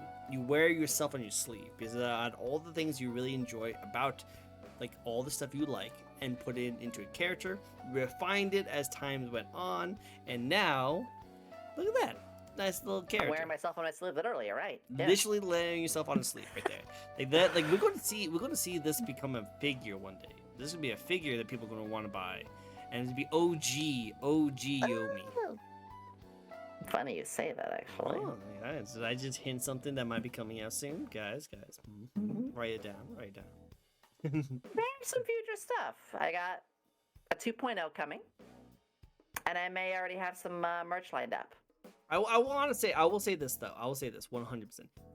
You, Helm, and San, you guys all have really interesting character designs that I would totally buy figures of you guys. You guys are all super really cool designs. I love it. I love it. We'll be recognized. We'll be recognized. Thank you. Of course. Love it. Oh, I appreciate that so much.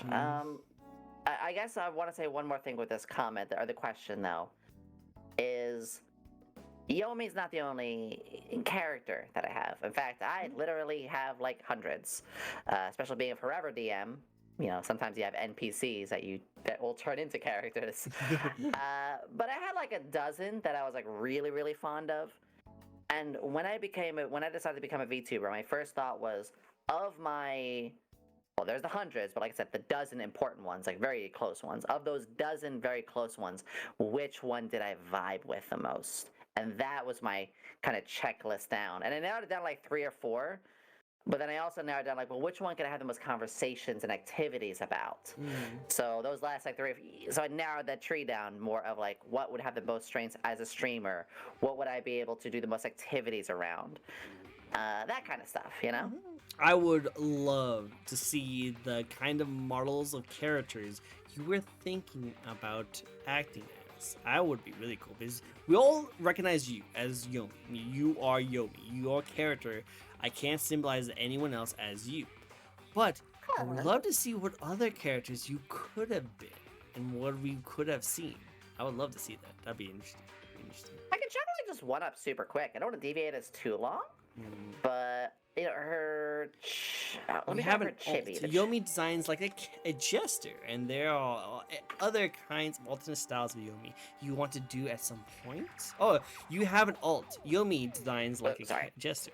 Oh, so that's a character. Okay. So I'll describe just one. I'm not gonna go like too much. I don't want to be like all my characters, but I have my character Kana here.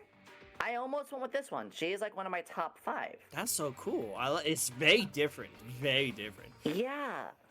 A lot of my characters are wildly different from each other. But here was the thing. I'm really in tune with this one. I like them a lot. But when I thought about it, I was like, they're much more of a tribal style, desert tribe.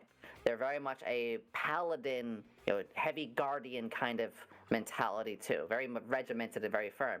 And I thought about that. I was like, how would I be able to play that into streaming? Not as good as I would with, say, Yomi, which is a more wackier side. So, I mean, obviously, I use this character for a whole bunch of other stuff. I love the characters that I have out there. In fact, her spear is actually lying in my laboratory. Yeah, sometimes I put some alchemical enchantments on it. I like it. Okay, then here's the next question. That kind of stuff. No worries. Mika actually added a really good question about this.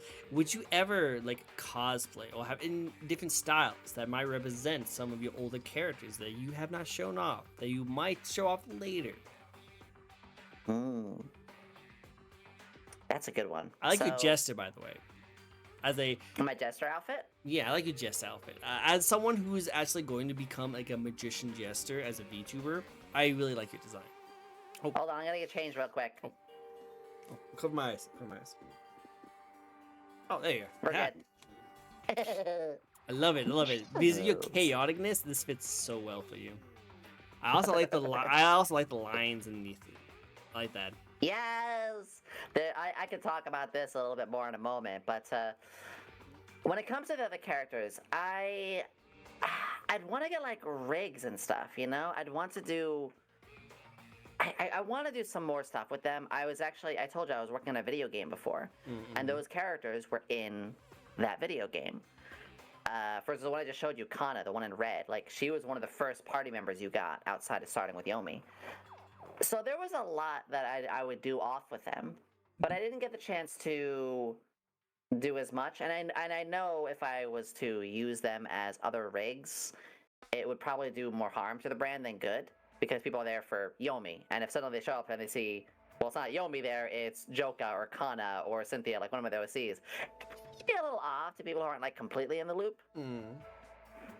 So it's tough, but I have been thinking of getting a TTS model for one of them, because the TTS I have now is Morphe, that little shit.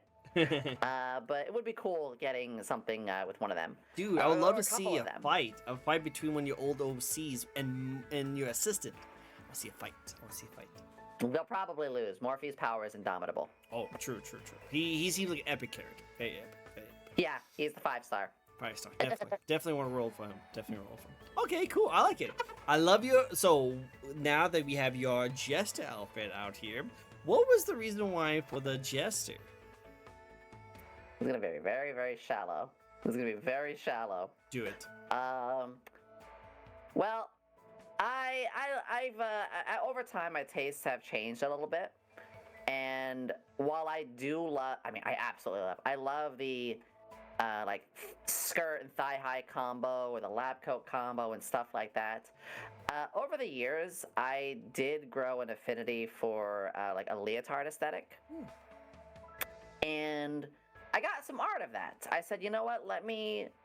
I'm gonna do the same thing I did the others. I'm gonna like drag this picture into my thing so you can see this. Mm-hmm. But I had this design of me in a leotard before, and it's quite fan servicey, but it's still like you've seen characters wear stuff like this in more fan servicey animes, Magical Girls, or whatever. And I love this design a lot, but I was like, I don't know if I could like wear that without an excuse. And then I talked to Helm.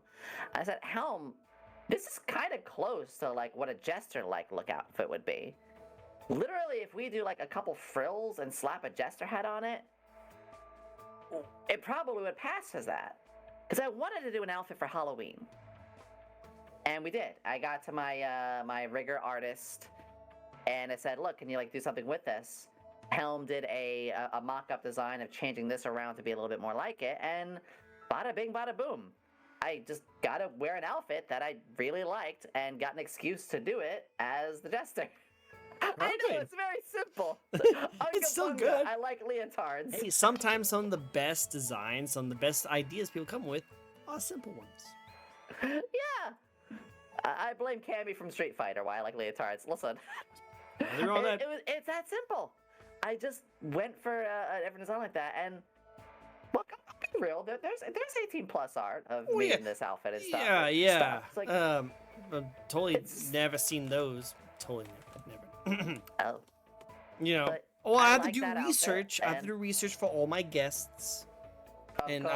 I'll definitely say that your art of you and San and you guys have some fun. You guys do some fun work over there. Fun work. Science can get a little tiresome. You need to take a load off. And Yeah. It's interestingly enough, I can approach this very methodically, which is very, very maturely. I started off as a 13+ streamer. I mean, of course 13+, because that's Twitch's minimal age. Mm-hmm. Some people don't actually know that. And I've moved on to be an 18+ streamer. But you know that's its own story about it too. But after that, I felt more comfortable. Like, yeah, let me have like an alternative 18+ account or something like that. So it's in a respectful space, and people who follow my main account don't have to be exposed, and just do the right thing about it. Yeah. Like I said, If you like it, just handle it right. That's all. Just, be respectful. We're looking respectfully. Look respectfully. Sure. Look at this lady right here. Respectfully looking. Be respectful. Because you don't want to know when you do not look respectfully for her. Yes. I made my choice. She did nearly covered her hands in acid. Yeah. Watch out for those acids. Watch out for Yesterday was very interesting with the hand cam, yes. I did get some small burns with it. I'm gonna go back to my regular as well. Yeah. Take care of yourself. Oh. I'm back, don't worry. There you go. Welcome back. But yeah, no. Take care of yourself. Always. Well, while we're talking more about your model, by the way, which also I want to say, I'm gonna hold off before I'm gonna ask this question, then I'll add something to it at the end. But the next question is for you. Oh, hello, Mayonnaise. It's great to see you. It's a very cute model. Look at her cuteness. She's so cute. Look. See, that she looks cuter than ever. She's now no cute. So cute. What is your favorite part about your own design? I gotta think about that for a second. What could it be? Now, my tastes have always been around a science theme. God, this is gonna be funny, but like a lot of characters have inspired things about me that I ended up liking in the end, like the braids. Like this was because of a character from an anime that I was like, oh, that's a really cool design. I like that, and I found myself really liking like science characters a lot. I've always liked a striped kind of aesthetic for things too. I blame Candace from Pokemon Gen 4, the gym leader. I literally have her same striped socks. Like this entire design is a mix match of all sorts of stuff that I liked. Like I said, Chomper, Sharp Teeth, you know, Black Solera, Demon Girl, Lab Coat, you know, skirt, thigh highs, all that stuff. Glasses girls, always glasses. The glasses all the way back from the start of Harvest Moon, back when Harvest Moon was good. Like one of the girls you could end up with in that. I think it was Mary, the librarian. Like we're going way back. So it's like an amalgamation of all these things. And I think my favorite part, honestly, has been around the whole face. I think I like the idea where you can look at this little demon, and for a moment you can be like, "Oh shit, it's a demon." But then you realize, they're actually just a really silly, cute goober. And look at the way that they do their braids. Like, no evil person would have like this innocent looking of cute braids. Or they're chompers, but these chompers are they're not like super sharp looking because they're very wide. You know, if you have like narrowly pointed, they're much more menacing. But like the wider the width of each tooth, all of it comes across as like, you know, it looks scary at first. I was like, no, it's actually kind of dorky.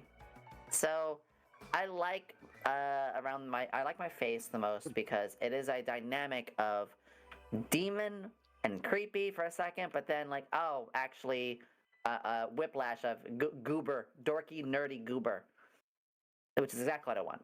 I want people to come in and be like, you know, you may be a demon, but you're actually a sweetheart. You're actually some lovable dork. Mm-hmm. Well, actually, one of the greatest things about being a VTuber is the fact that people see you as your model. They see your model, and then they get caught in that kind of like amazingness, so they come check you out because you're model, and because of your appearance, and then they stay for your personality, your quirks, your charm, and stuff like that. That's what makes it appealing. So you bring people in from your design, and people stay for your personality. And that's the cool thing about VTubers. Yes. I completely agree. So why debuts are very important because you're debuting, you know, a brand new mod. So when when a streamer starts, any streamer starts, like it is them and they have their personality to ride on. And fortunately, like a lot of times people don't judge you for appearances. I mean, you still get those a-holes, you know, that still happens. But debuts as a VTuber is super important because what are we doing? We have the model showcase. You don't do that to human beings. You don't have human beings in a stream showing off, like slowly sliding up from the leg to the abdomen to the you know, the model reveal thing. You don't do that as a person. I tried. It didn't work out very well. I don't have a lot of things to show for myself.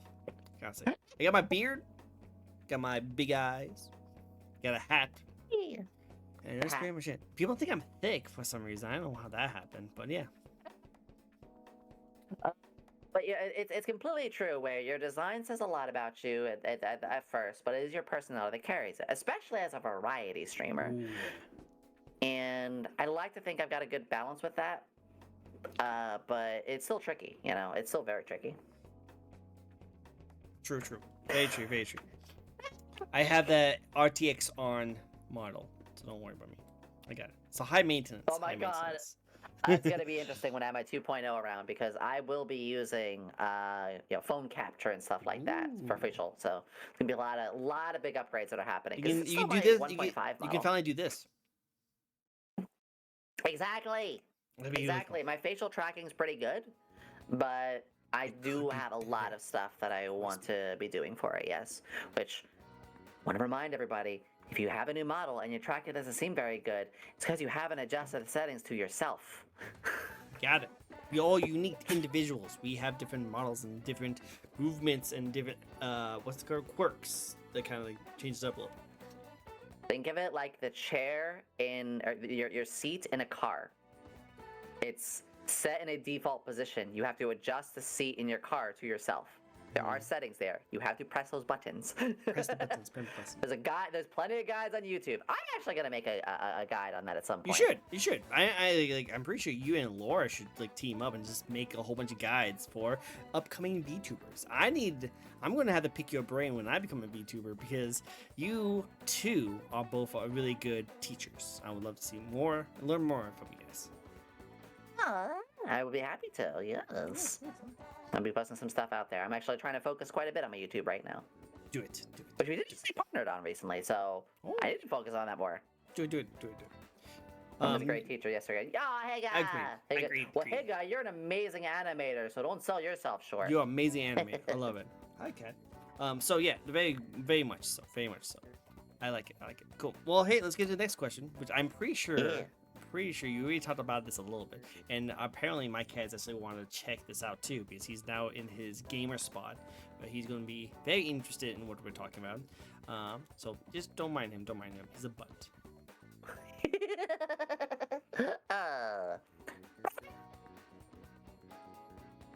He's bleeping. Well, I'm sorry. What was the question? Sorry, I got distracted. You're fine. Question is, actually, let's do a spin first. We've been a while since we have done a spin. So Mika wants to do a spin, so let's do a spin. Wheel of questions. Turn. What about Yomi shall we learn? Yes. And then she did a cartwheel and almost kicked her new figure out. Watch out. You want to kick your figure? Embarrassing story. Do you have an embarrassing story you haven't told anyone about? No. I'm pretty sure she might have a few. Which one do I want to go with here? Thank you, Mika, for the question. I think I'm trying to think of a more recent embarrassing one. So, okay, yeah, I got a good one. So I'm a designated driver for when it came to my roommates. I'm not with those roommates anymore. I'm with a different group, but I don't drink. If you do, good on you. But I don't drink. So I had to pick up some friends who were sloshed. I mean, absolutely smashed. They could barely walk themselves out. And when I went to go over to the bar to get them, I was at a boardwalk too. So very very nice area. I used to live near the beach. I don't mind saying I used to live near a boardwalk beach because I don't live there anymore. I ain't gonna be doxing myself. But anyway. We go along, I hop into the broomstick and head on over, go to pick them up. And the moment that I find them, they didn't believe it was me. They swung at me and hit me in the face very loosely. It didn't hurt that much. And then vomited on me. And then they passed out. So talk about 1-2 punch. Vomit all over my face, and vomit all over my outfit, and I had to drag a very large woman out of the entire tiki bar, and it got a lot of funny turns. And when I ended up going there next week to pick them up again, but they were definitely like a lot less hammered this time. Barf Babe became the nickname. Ugh.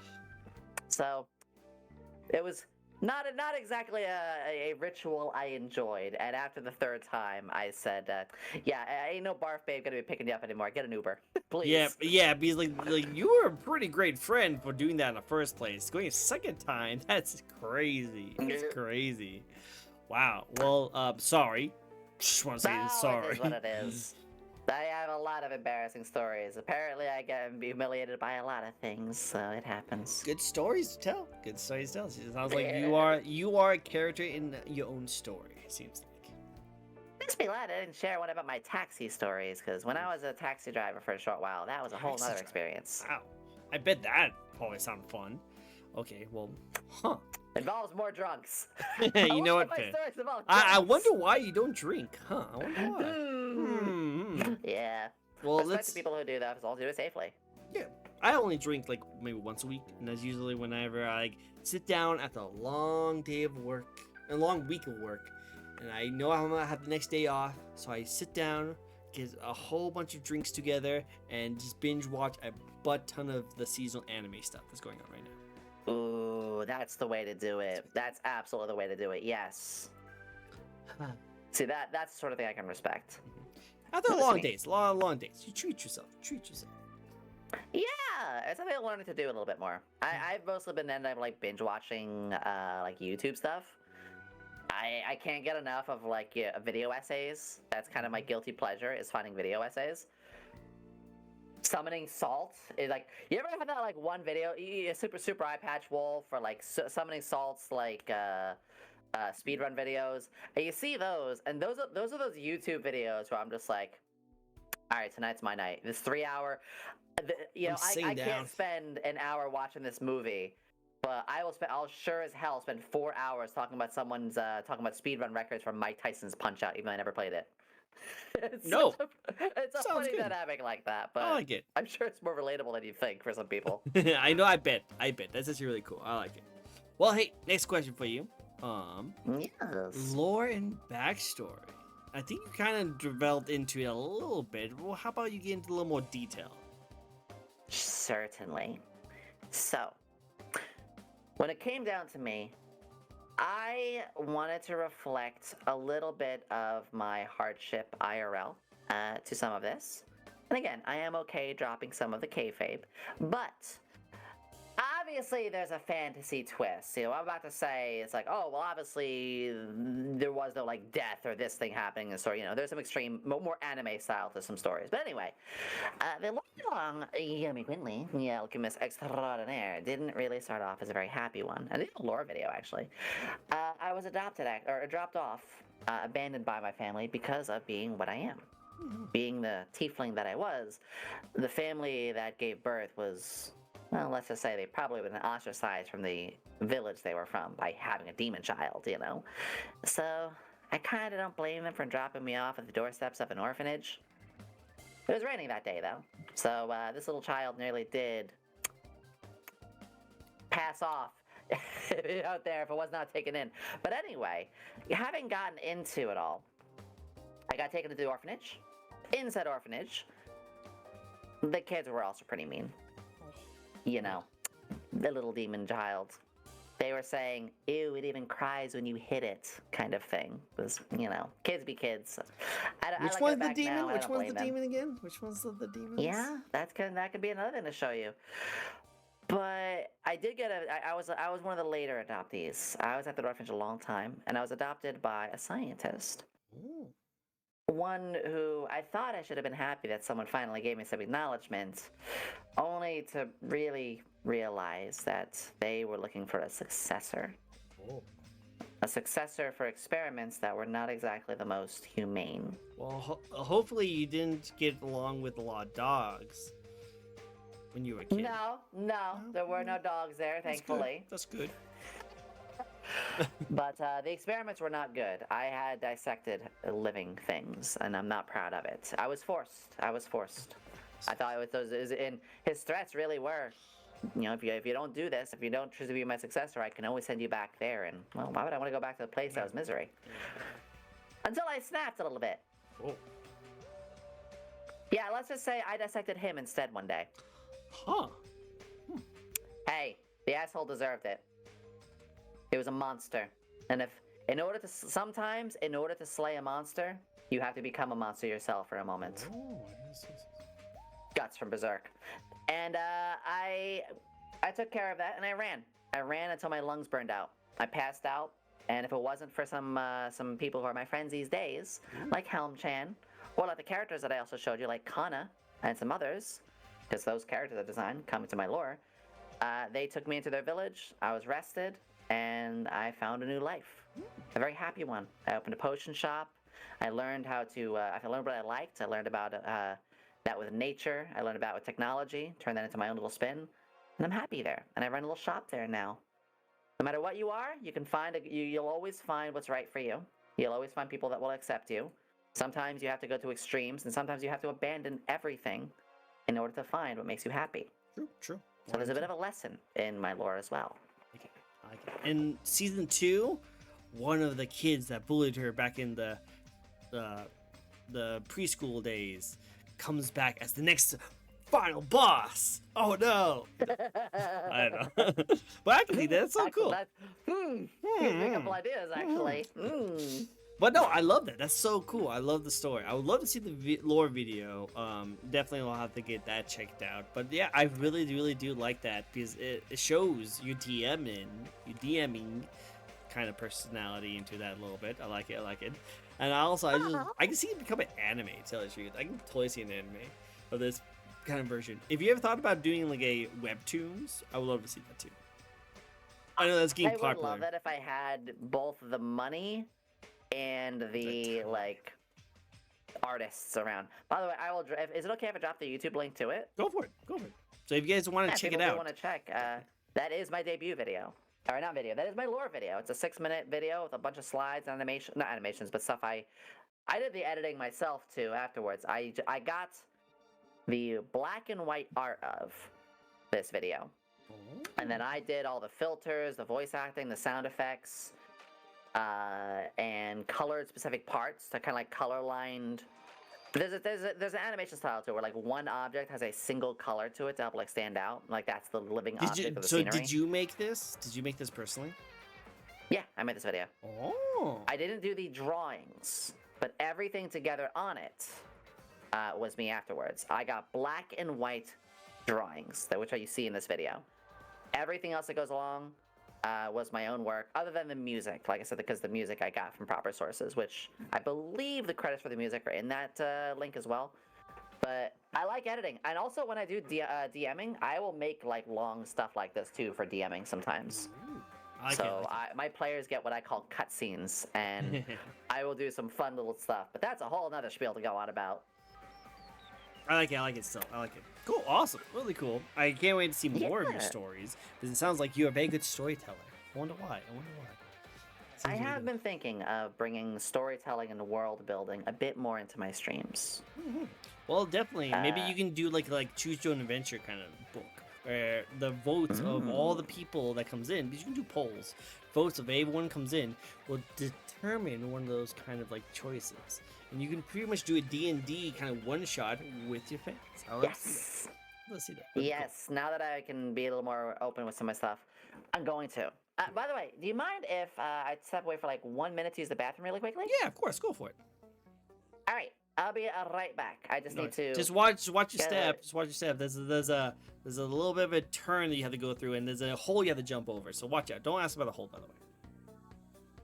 Cool. So while she does not fall in the hole, hopefully not, I'm hoping you guys all doing great and awesome out there. You're right about that. So what's going on right here? I think she might find the hole. She can get out of it. I don't think she has anything to worry about it. She's a tiefling. She can figure that out. She's smart enough. She's smart. Anywho's it's. Hello everyone. How you guys doing? I hope you guys enjoying the stream. We actually have a lot of fun right here. I love all the little different kind of aspects of her too.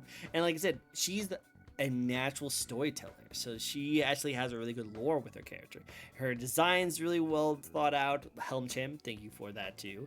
And I just love to see her do more stuff. So I don't know about you guys, but would you guys like to see next for Yomi? What would you like to see her do next? Would you like to see her do something a little bit different than normal? Or do you want to see her continue doing what she's doing? Because that's the thing about being a streamer and content creator, is that usually you want to kind of keep doing what you're doing if it's successful, but someone as creative as Yomi, she probably will eventually want to move on and try and do something different. Would you want to see her do something like completely different, or stick to what you guys love her about, you know? I'm really curious if she starts actually doing more interesting kind of stuff. I saw that she does ASMR now, which is very successful, very fun.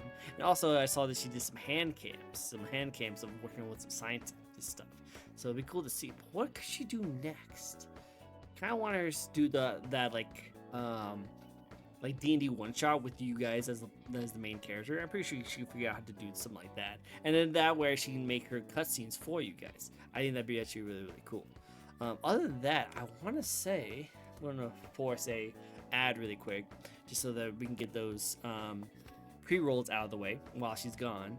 But for those who are still hearing from this, I would love to see what she does next. And also, I'd love to see more interactions with some of her friends. I'm pretty sure her being busy and with her schedules going on, I'm pretty sure she does have a really hard time trying to keep up with schedule with like Helm Chan, San, and all of the other people. But also, I would just love to see her do more stuff. I want to see her do more stuff. I think it'd be really, really cool. But I would say that. I'm coming back. Oh, did you get out of the hole? Well, things got a little bit, complicated. So it wasn't my fault. One of the last VTubers we had on the show had a little bit of an accident. So sorry about that. She was a dragon. She was a dragon VTuber, and she got too into her jokes, and she sneezed a little bit, and yeah. So I'm still trying to get cleaned up. Well, Don't tell the landlord though. Don't tell the landlord. You know how expensive it is to be in this freaking penthouse kind of looking place. I can only imagine. But you know, as I mean, yes, I can imagine. But would you mind telling me though a little bit about the fire? Well, like I don't have a trash can anywhere. Oh, well, it just well, I'm sorry. It's like it's the never-ending fire. So unless you have, So you probably should get that off of you soon. I could. It happens. I'm used to it. No worries. Very used to it, actually. One of my neighbors had the dog come around, and he got into that hole, and I haven't told her yet. I just told her I just told the dog ran away. So it's fine. I'm sure it's fine. Oh yeah, it's totally fine. I am think pretty about it sure. too much. Yeah, I am pretty sure that dog was even that dog was something. All right. Yeah. So anyway, welcome back. Glad you're alive still. Explosions and falling in holes, and I'm not a masochist, but I've definitely gone through enough things that I'm used to it. I'm used to it. When you do enough experiments in my lab and things go boom a lot, it's. Well, I'm glad you have 50% resistance to fire and explosions. Good to know. Good to know. It's a good stat to have. Good stats. Lightning, good stats. fire, and ice. Ooh, Much cool. more lenient on the deeper on the ice part. Yes. You'd be a good. Shut up, Helm. I'm not a masochist. You lied as easily as she breathes. Well, it seems like you have a really good stats for you. You got good stats for you. I actually interviewed. Except for strength. Strength is probably not your strong suit. No pun intended. No, I have a noodle arm. Look at this. Yeah. Look at this. I'll make a muscle for you. Look at this. I can barely keep my clothes on. Whoa, that's so strong. Wait, that sentence came out wrong. Hold on. I didn't mean like that. I can barely keep it on my. Whoa. You know Hey. I know I've had a lot of different VTubers of all different kinds of backgrounds, to very say so, to literally VTubers who make their mortgages on their houses with OnlyFans content. But I gotta say, Missy, this is not that kind of show. I know it's that kind of couch, but not that kind of show. No! I didn't mean it! I'm sorry, guys, if this is why you came to the VTuber talk show to see some revealing content, this is not the kind of revealing content that we have scheduled for you guys. No. Sorry, guys. I'm very much okay with that sort of content. It's not what I do in my streams either, but... Oh yeah, no, 100%. It's one of those things where, like, I love it, but...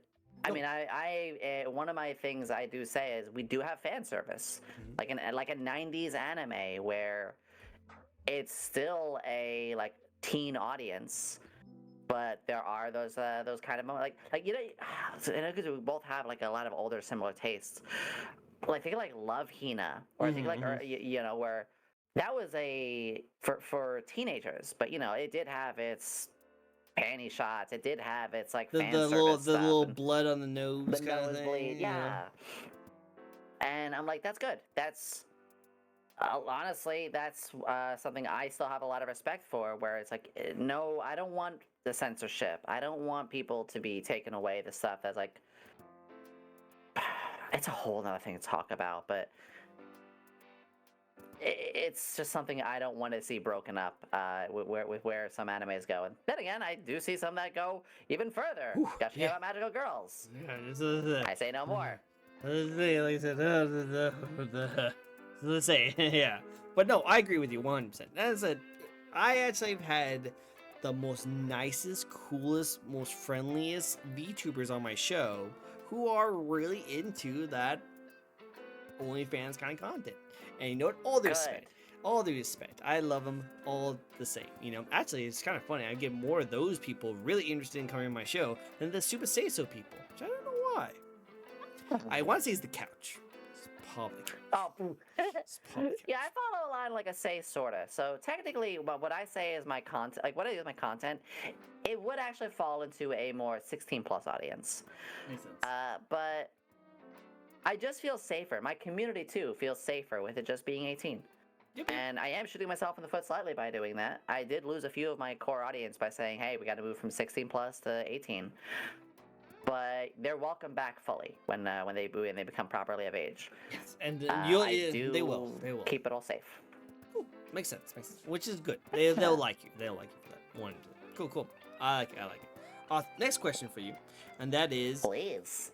let's get something spicy. Let's get something spicy, a little spicy content, and not that kind of spicy. Okay. Now, we were just Oh. talking about that, and it would have been funny if we talked about that. But no, this different kind of spicy. What is your thoughts on the VTuber community at the moment?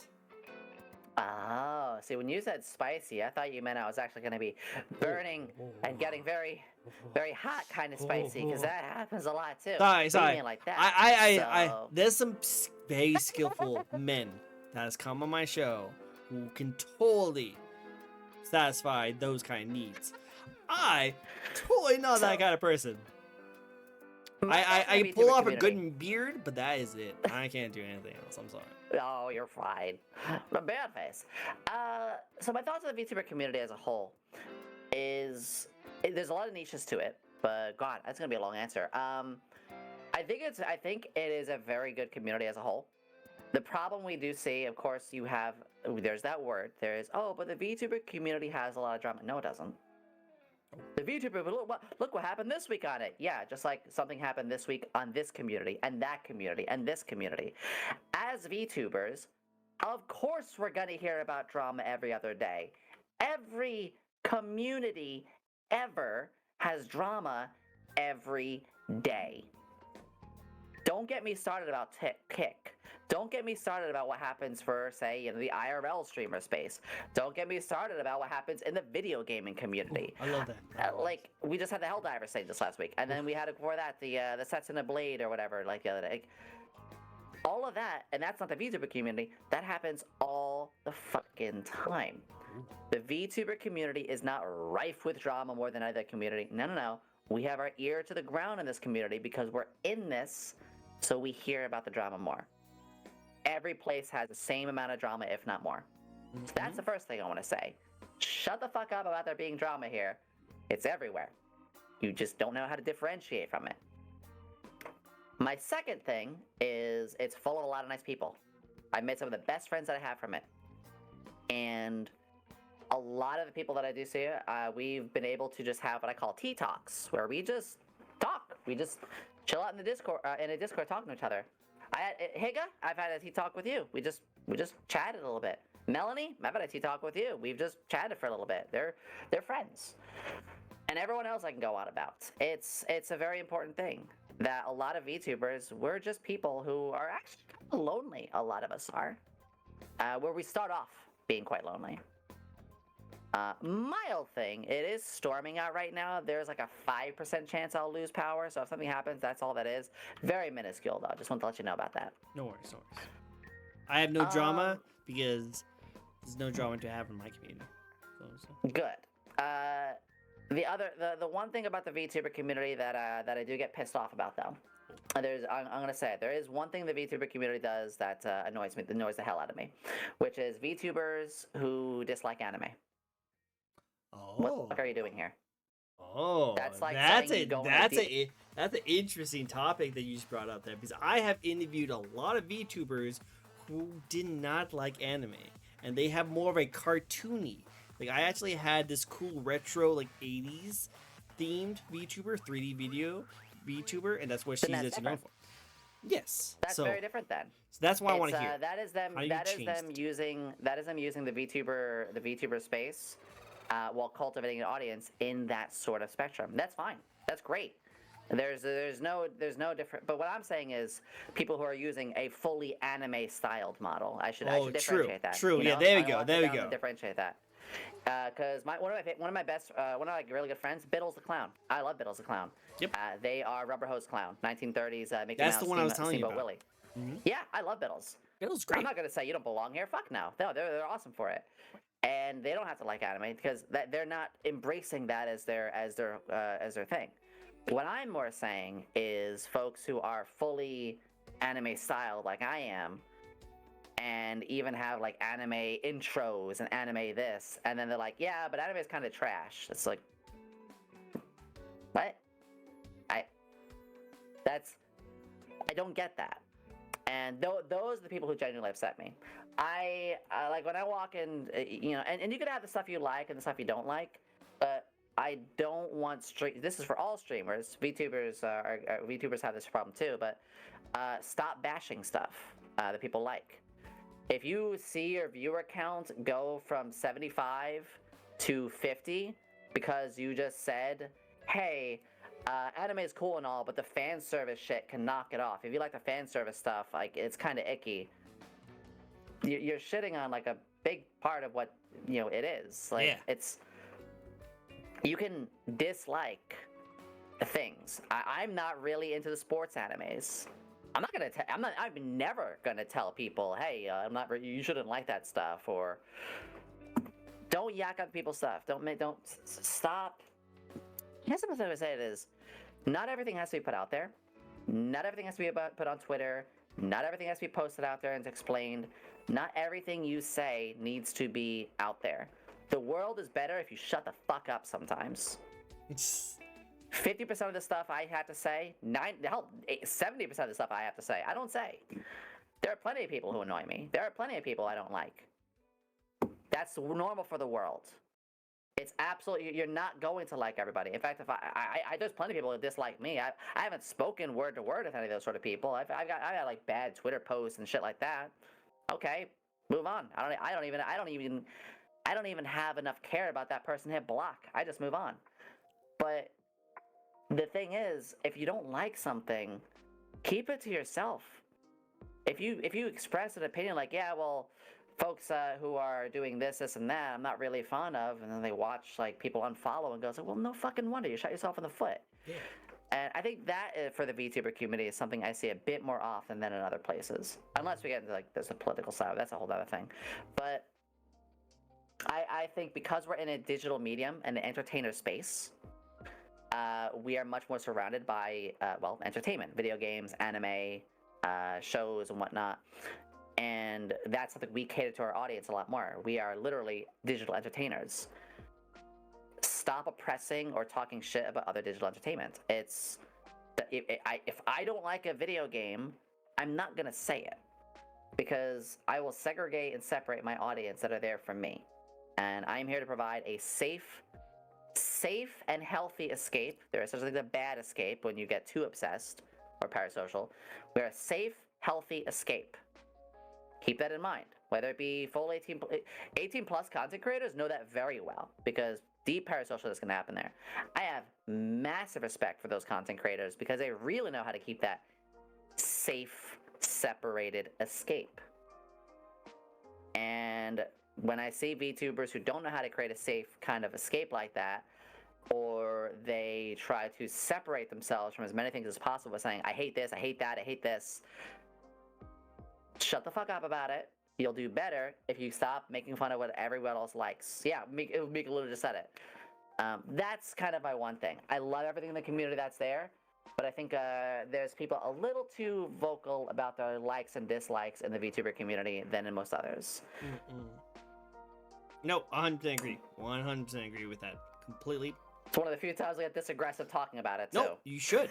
Like, be aggressive, because sometimes you need that. People need to hear that kind of stuff. Because some people are so used to trying to like pander to their audience and never want to say anything bad in the fear of losing anyone. But sometimes you need to be stern with your opinions and your decisions on certain things. And I think more people should be like that, because a lot of people in the streamer space are like so worried about like making their communities like not happy with them that they will be really against and saying anything bad.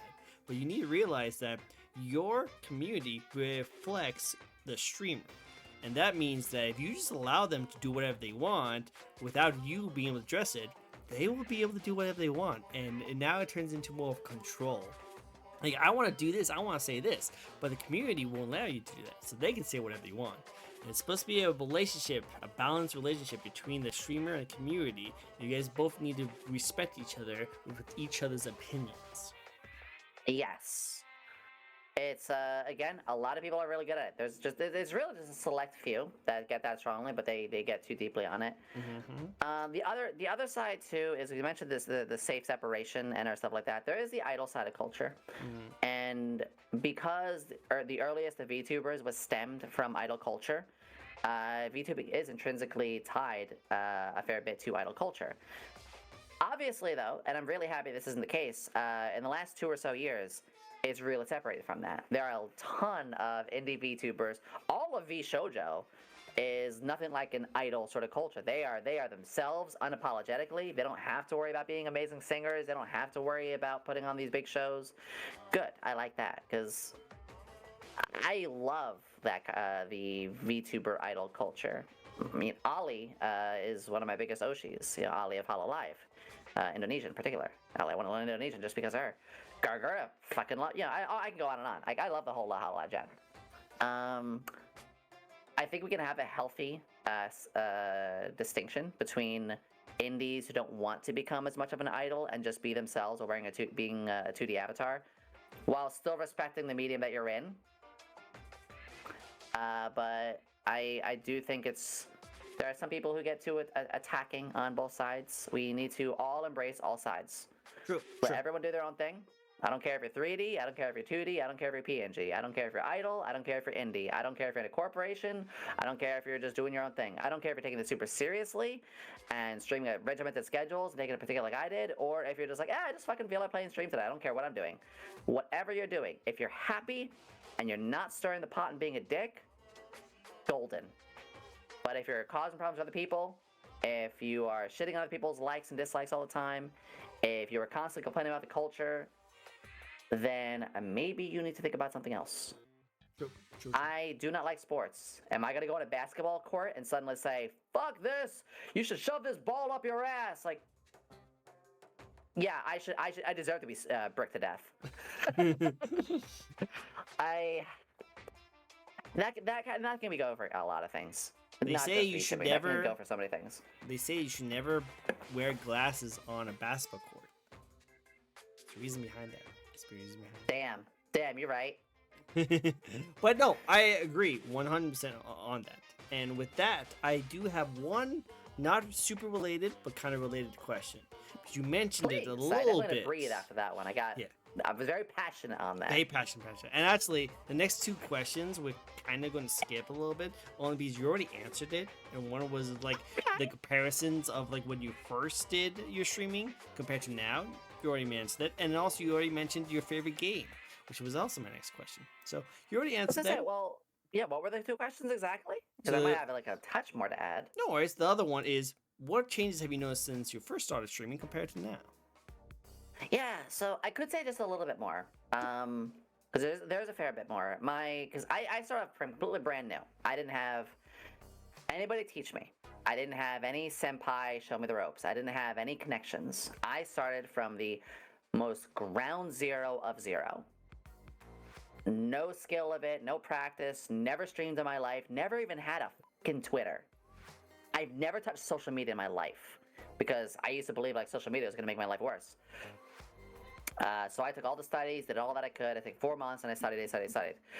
And I still, to this day, I'm learning a lot. But the biggest difference that I've had is now, obviously, I feel like I know what I'm doing. Now I'm more confident in myself. Now I have people I know I can talk to. My life is better. I'm healed, or still healing, but I feel a lot more healed. But I'm happier. And I want that to be for everybody. I want somebody to find their passion that makes them happier. Maybe it'll be VTubing. Maybe it won't be. I do.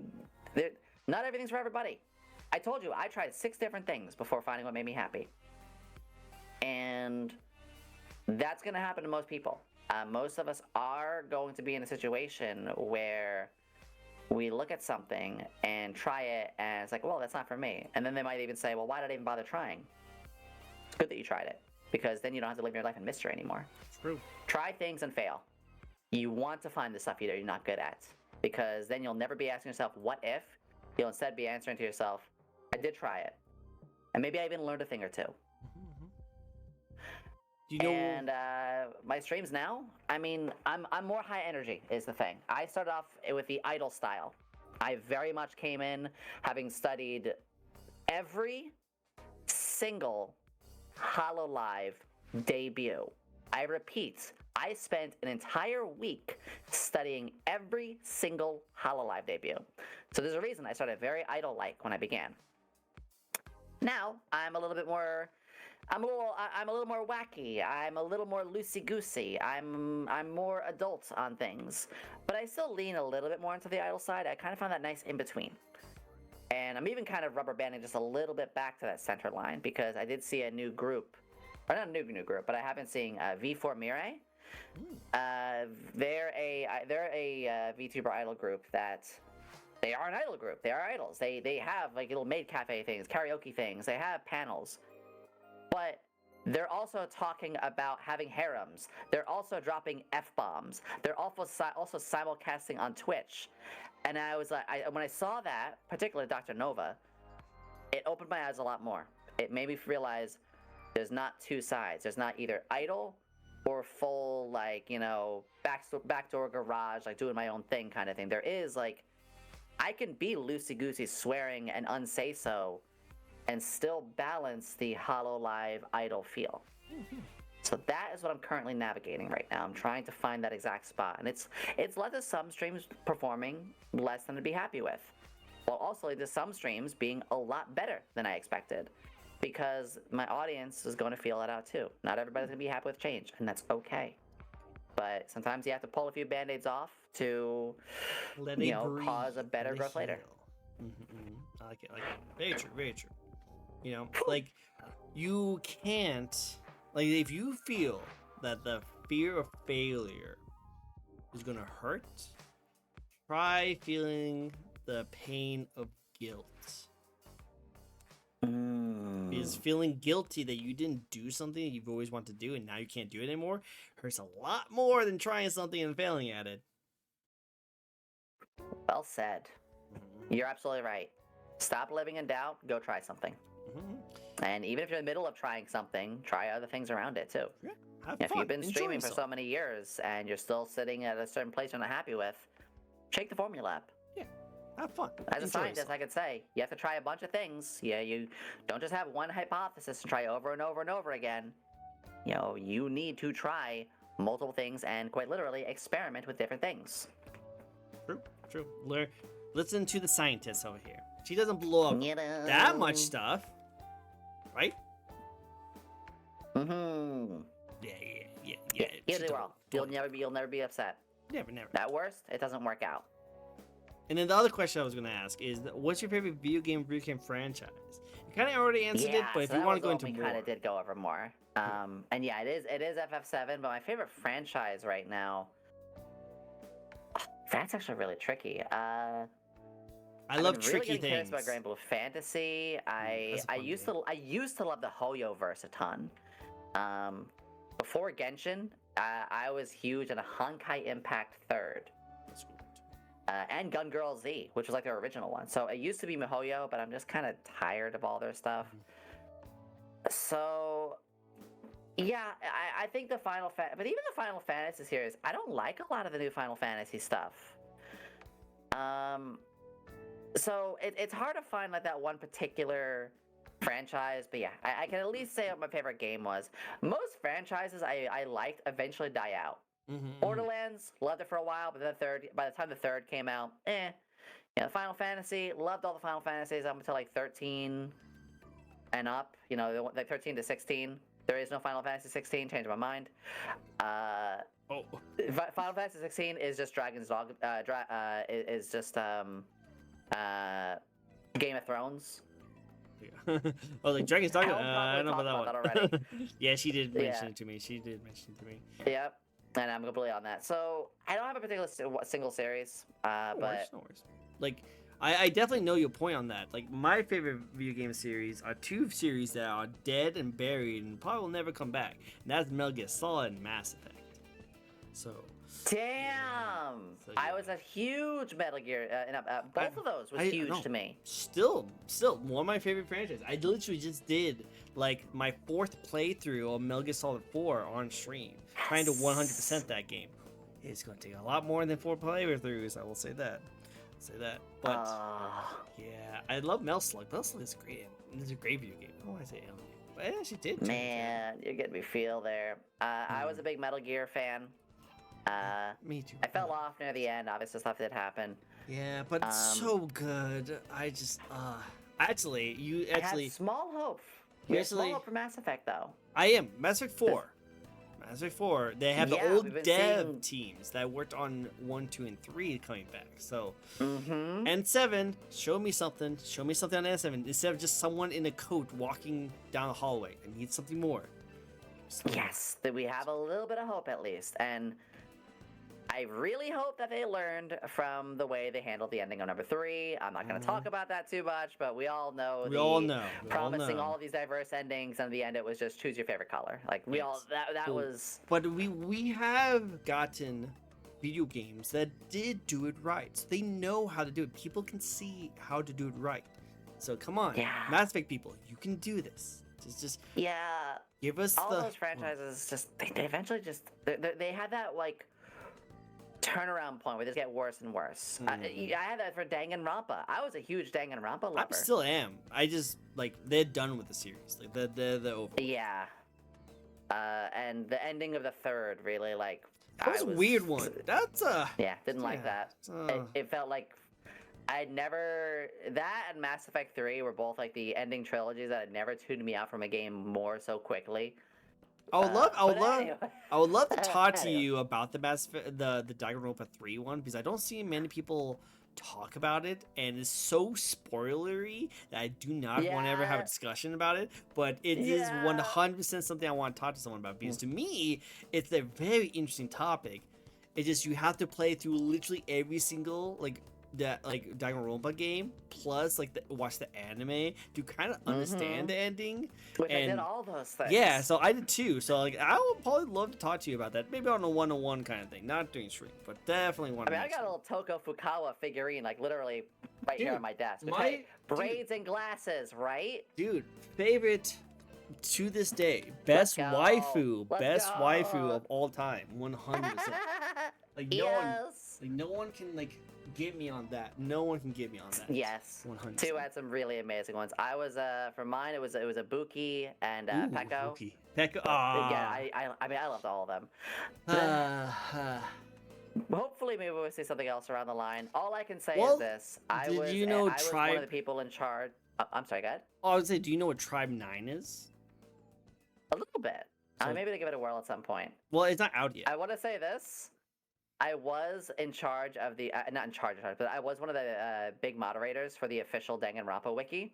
Oh. I cannot tell you about the fires we had to put out when Danganronpa 3 had its ending. I bet. The ending for 3. That ended up stopping me. I stopped being a fan very quickly after see how wacky the fan base got after that. Makes sense. It was Homestuck all over again. You know what? I can see that. Okay, cool. But I digress. I digress. Let's move on to the next question for you. And that is, if you could live in any video game world or anime world, what world would you like to be? Ooh. Damn, that's a tough one. Yeah, these last questions are all going to be just fun little zany questions. So, I I mean, I could do the cop out and just like, oh, Final Fantasy VII, but like, it's Do not you actually. really want to live in that world? Though? Yeah, it's not a very pleasant world actually. Yeah, it's cool. Don't get me wrong. It's really cool, but I wouldn't, the Nikkei world isn't that bad either. I mean, Yeah. it's very rough on the outside of the arc, but on the inside, well, I'm just saying. you do have a lot of waifus. Yeah, like I said, And yeah. It is kind of a utopia. They're really Persona heavy worlds though. are always. Ooh. Yeah, the Persona's like stuff. I mean, the Persona world's just a regular world though, aside from Yeah. the other stuff. So that's tricky too. But like, True, you got true. me looking at my anime collection here. You literally got me turning and looking at my anime collection. Yeah, no. It's like so. Like my rule when it comes to these kind of stuff is that you get isekai into that world as yourself. You not go into it as like a Super Saiyan. You just going in as your vanilla self into this vanilla world. Now, if you can get super cool items or get really cool powers during that world as a normal person, that's fair game. But you can't go into it with like special stuff. Yeah, so like here's a good example. Like I said, Dragon Ball. You can't go in the world as Super Saiyan. You're just a regular human in a Dragon Ball world, and you do not want to be a regular person in Dragon Ball world. Oh my god. But on the side thing, like Genshin. Genshin, you can go into the scene, you go into a world of Genshin, and you can eventually get a vision. Anyone can. You can get a vision no matter what, depending on the person. Yeah, the Genshin world is so. Sorry, I'm tracking. The Genshin world is really good, actually, too. I kind of want to say that could even be the one, but Yeah, true. I think I do have narrowed down. And we mentioned the game. We mentioned it just a little bit earlier. I'd probably choose Mass Effect. Yeah, let's go. Let's go one. That's just such a good one. Because I mean, where the advancements in technology are on the right path. It is very much as progressive and positive as we can see. Yes, there is its corruption, but let's be real. Anything that is anything eventually has its form of corruption, and the contact of the alien races, really cool stuff with all of that too. The Citadel is such a great concept. So I low-key kind of wish that maybe out there, like there's alien races just waiting to be like, humanity, it's your turn, you're ready. yeah, I like want where good you guys aliens, been? please. Like would we finally go like to Mars? They'd be like, dude, where you been? Where you been? Yeah. I would simply ask, and this is gonna sound extremely silly. I hope that it's with a coat of paint that is more anime styled. Mass Effect Anime Edition. You know they have. Let's They be real, I have. would live in an anime world. They would have it. They would have it. It'd be really cool. My Yeah. answer's always been Pokemon. Oh, that's the other. I probably would. I probably would choose that as well. Zeddy, hello. Thank you for the follow. Thank you, Dragon. I love the dragons. All the dragons. I would do that. My biggest goal immediately would Planet, be okay. I will take your gym badge, and then I will take you to dinner as well. I'll take you to dinner after what? After I take Yeah. all the money that you got me for winning the battle, I also take you out with that same money. Love it. Love it. Yeah, I'm just gonna be real. There are so many Poke waifus Oh. and husbandos. Any ghost Yeah. type gym leader? It's all mine. Chantal, period. 100%. 100%. Definitely. Chantal, the elite four girl with True. glasses. Yeah. From black and white. No, definitely. 100%. You are 100% right. Definitely waifu material. But also, Give me a Hex Maniac as well. yes, actually Hex true. Maniacs? You know what I'm talking about? X and Y? Oh yeah. I know what you're talking about. Okay, kind of get my answer back now. No, go for it. But Go yeah. for it. I'll say, well, that's kind of both. Either Pokemon or Mass Effect. Yeah. Both of them good answers. Don't funny. Yeah, good answers. Great waifus on Mass Effect 2. Tally, always, 100%. But That was Tally and Garen are my two. Yes. best characters Garrus, I definitely. mean, yeah. Garrus, 100%. Regarding Dragon Ball, technically any human can learn Ki. True, 100%. You can be a Krillin, 100%. Yeah. You do not want to be a Krillin when there's like literally Beerus just chilling around the place. You know, I'm just saying. Just saying. Goku's got that taken care of though. Yeah. Just wish us back from Dragon Balls. Yeah, true. So next Oh, question, God. and I love this question. and that is, if you could collab with any VTuber out there, no matter how big or small they are, who would you like to collab with? Wow. So, funny enough, that goal is actually being accomplished for some.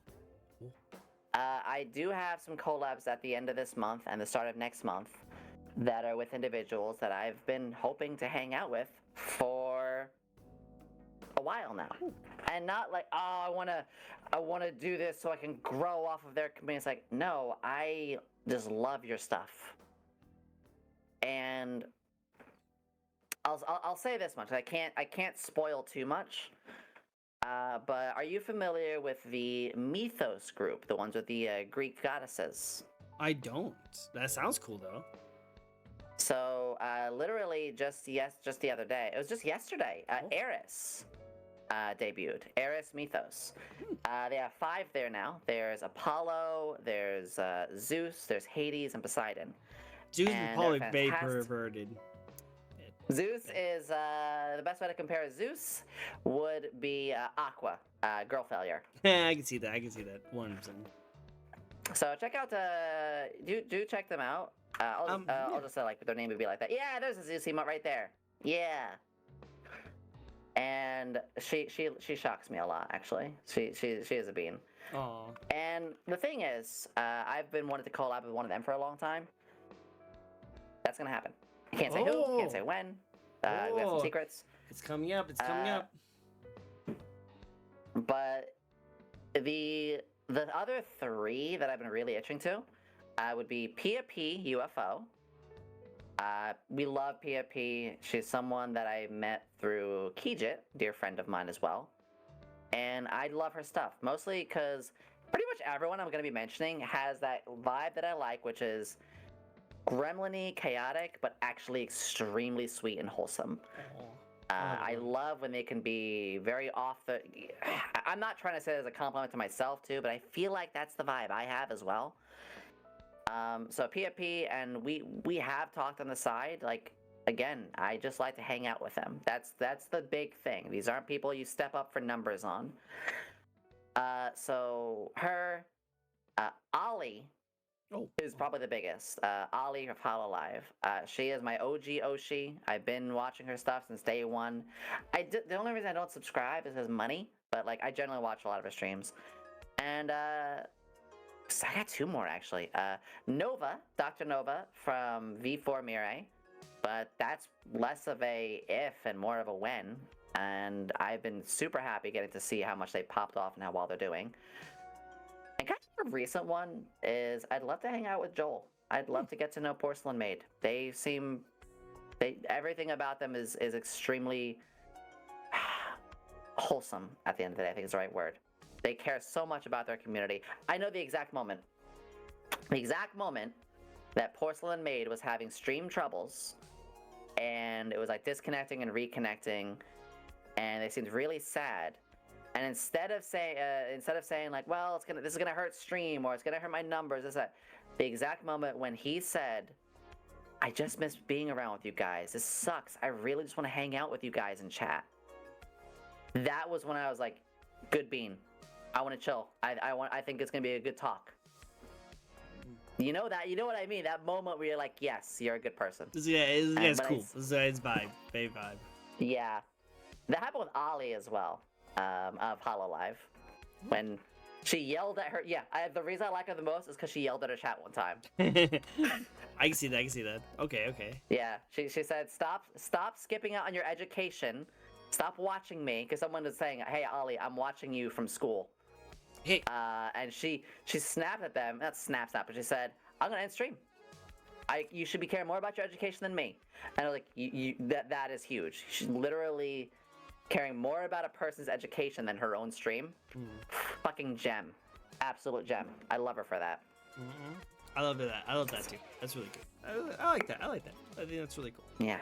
Cool. When I see them put their hammer down and show their true colors, and it's a nice color like that, those are the people I want to be around. Those are the great people. Now, tough question, but we gotta keep this one a little bit short. But I still want to hear it. Okay. Would you, if you would offer a spot on either Vshoujo or Hololive, would you turn away of the indie market and go into a corporate? Only if I had to keep the model. Only if I had, or my identity. If I got offered, it's extremely finicky. But it would be like if they said I had to get a different model or like a different brand, it is like a 0.1% chance that they would be giving me a model that I would like even more. Yeah, maybe there's a design out there that hits all the stuff I love even more. I highly doubt it. So that part is I'd have to be able to keep my design, which I don't think is gonna happen. Well, you'd be surprised. Like Vshoujo does that. So I'm saying I could definitely see you be a Vshoujo member. Totally. If Vshoujo does, I would actually say yes. As long as I have my own say in some stuff. As long as I can say, look, like I want to be able to still do the stuff that I'm doing, but this can amplify my projects. I could do even cooler science experiments. Here's my thing. I have a lot of ideas, and I also have the willpower and my time management. The only thing that's holding me back is finances. If finances and like some people that could be like proper editors, but even then, I will still learn how to do it. I learned how to do editing this year. So if Vshoujo did, I would. Because I actually know, like, their talents and the way they treat their talents is pretty solid. It is no Niji Sanji bullshit. You know, Vshoujo is actually quite a good group of beans. True. I would, but I would just never want to abandon my community. That's the biggest thing. And fair. Could work. So Awesome. yeah, or even smaller groups. If there was, like I mentioned, V4 Mirai, if like they took. I know I mentioned them a lot this year. They've been very heavy on my mind, but like same thing. As long as I keep Yomi Quinley, then so be it. Unless again somehow that 0.1% chance is like this design something I even like even more. Who knows? But doubt it. I know what I like. Hey, like what you like, definitely 100%. But hey, let's get to the last question of the night. Are you ready? Oh. All right. Are you ready? Ready? Ready as I want to be. That's the face of someone's ready. Let's go for it. And this is my favorite question to ask. I love asking this question. And that is, do you have any advice for those who might want to get into streaming / VTubing? God, you had to give a question that I could go on for 3 hours on, huh? Try and keep it under 15 minutes. Oh yeah, I'm good. All right. I'll break this down into a couple of things. First off, everything you must go into knowing that you might not like it.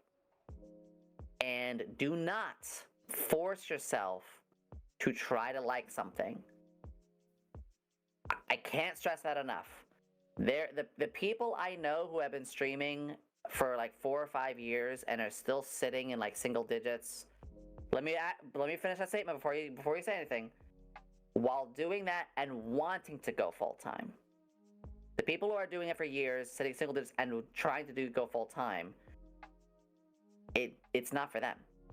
Now, the other side is if you've been doing it for years and you're still in single digits, but you are having fun and you're just doing it for the fun of it, then yeah, good.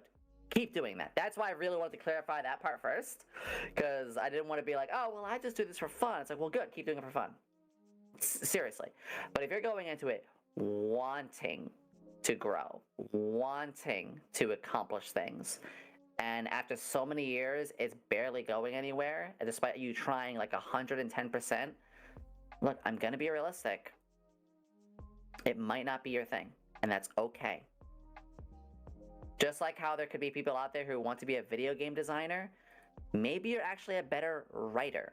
Maybe you're actually a better storyteller. Go do a visual novel instead. Go do, maybe you're actually an artist or so. There are a lot of times people have a skill set that they're really good at, but they'll put that skill set aside because they want to try something else out. I actually had that myself, where I wanted to be an artist. I'm not a very good artist. I can be over time. I mean, you've seen my rendering. You've seen this. Like, this is my own rendering. This is pretty fucking good. But I still can't do the part one. I still can't do the base design. I still can't do that. I should practice that. But yeah, try it first. Do not invest all the stuff in the world. Give it some time and find what works for you first. Find what you're happy with. Don't force yourself to like something. Listen. Don't force yourself to push harder and harder if it's just not working. It's okay if it doesn't. And again, the asterisk is, if you want to just be casual with it, just be casual with it. Period. Hi, Ezzy! So that's my very, very big thing, just having the right headspace. I forgot to mention, Hezzy has a dynamic for destroying my roofs and walls. It happens all the time. It's okay. I already have holes up there, so he actually probably didn't break anything new. We get a lot of VTubers falling through the holes. I don't know why. It happens to be a lot too. Yeah. So. But if you are doing these things, and like I said, you want to grow and you get to, I don't know, hypothetically, let's say like 40. Let's say your CCV is 40, and you say, I'm happy there. Then be happy there. If that is what your success is and where you're happy at, good. If you even say to yourself, I don't want to have a chat of 100 people, that's too much for me. Good. You're learning about yourself. The fact that you got to 40 or 50 or whatever already says enough and is amazing. One of the biggest talents right there. So that's my thing I just want to say right out of the gate is, please, if after so many years and you're pushing your hardest, it's not working out for you, trust me, if this was something for everybody, everybody would be doing this. If being a pro sports player is something that everybody could do, everybody would be trying their at it. Everything, there is a amazing place for you in some community, in some sort of work that you can have fun with. Maybe you're an all-star chef in the making, you don't realize it yet. You know? When you're in the community, though, my other advice is something we said earlier. Please stop insulting other people for what they like. You know, stop telling people that you can't be in this community because you like this, or ew, anime, or ew, I don't like you for liking this. Like, just stop putting down half of what your audience likes. It's okay to not like things. Keep it to yourself, please. We're a healthy escape. If you want to, I always say IRL streamer to virtual avatar streamers, I can hop into a Moist Critical stream and expect this stream to go all over the place in what the topics are.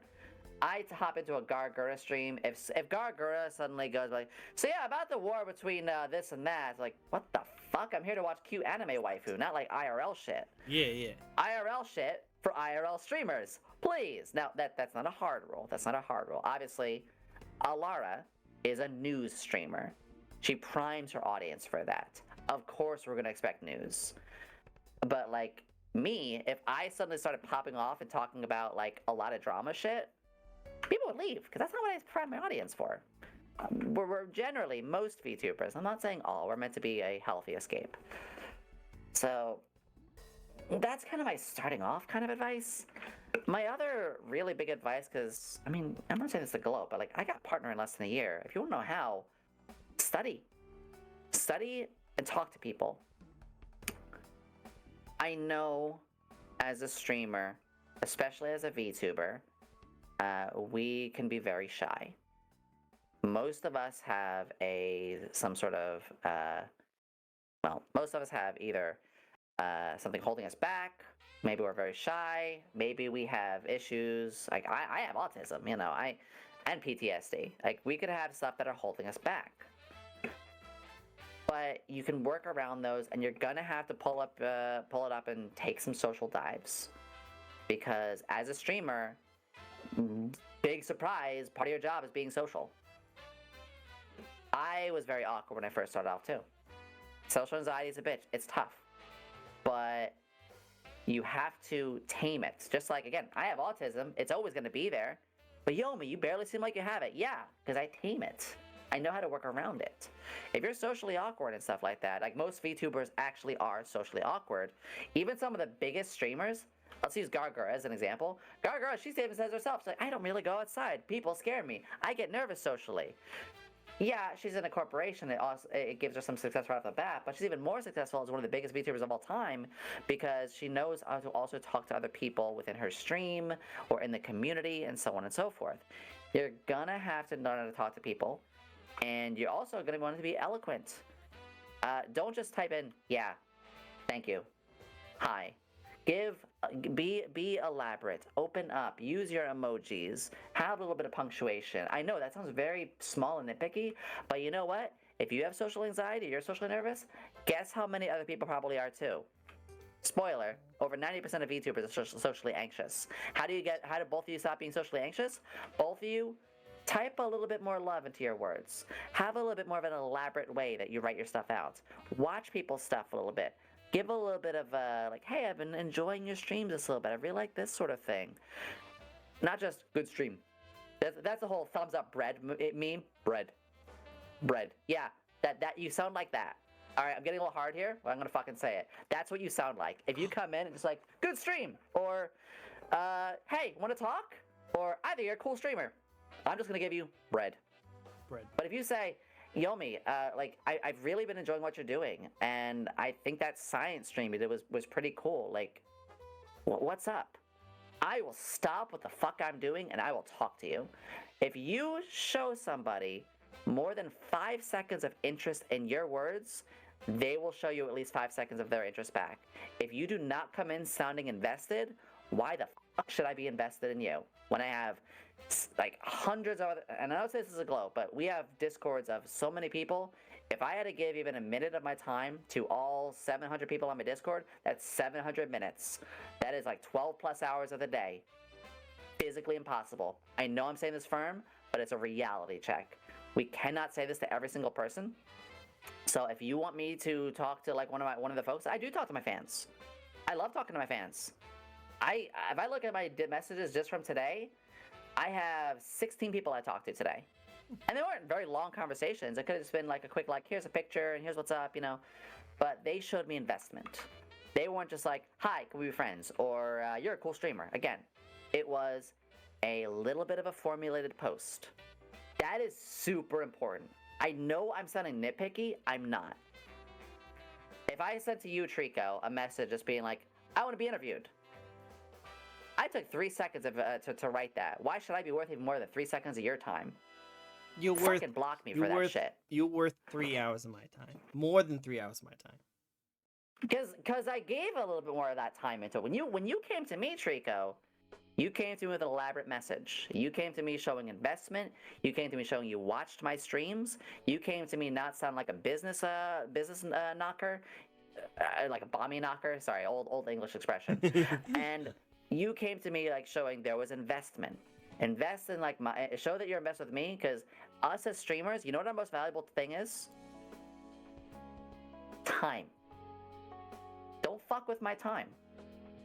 Show them that my time is important by putting a little bit of yours in first. Mm-hmm. That's how it works.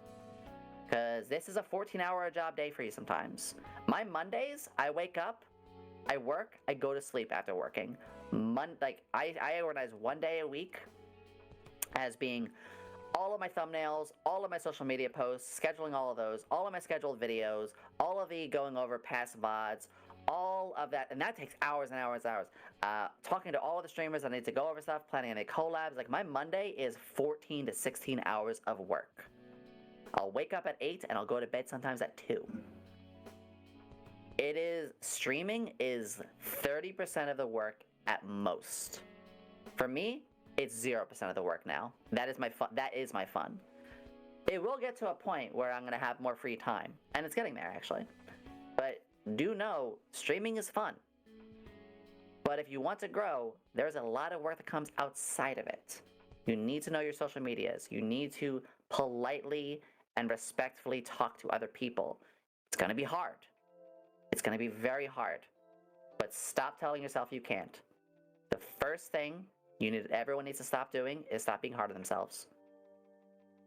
As soon as you take time to open up a message and say, you know what? I want to talk to this person. Let me think 5 minutes about what I want to say. Write it well. You just did some work. And you just got over a social anxiety. And you should celebrate that. Celebrate every little victory. That goes for streaming too. Your CCV went up from 3 to 5. Fucking celebrate that. You got rated by someone who, oh, this person is like, you say you're a stream with 5 CCV. You got rated by someone who's 10. Fucking celebrate that.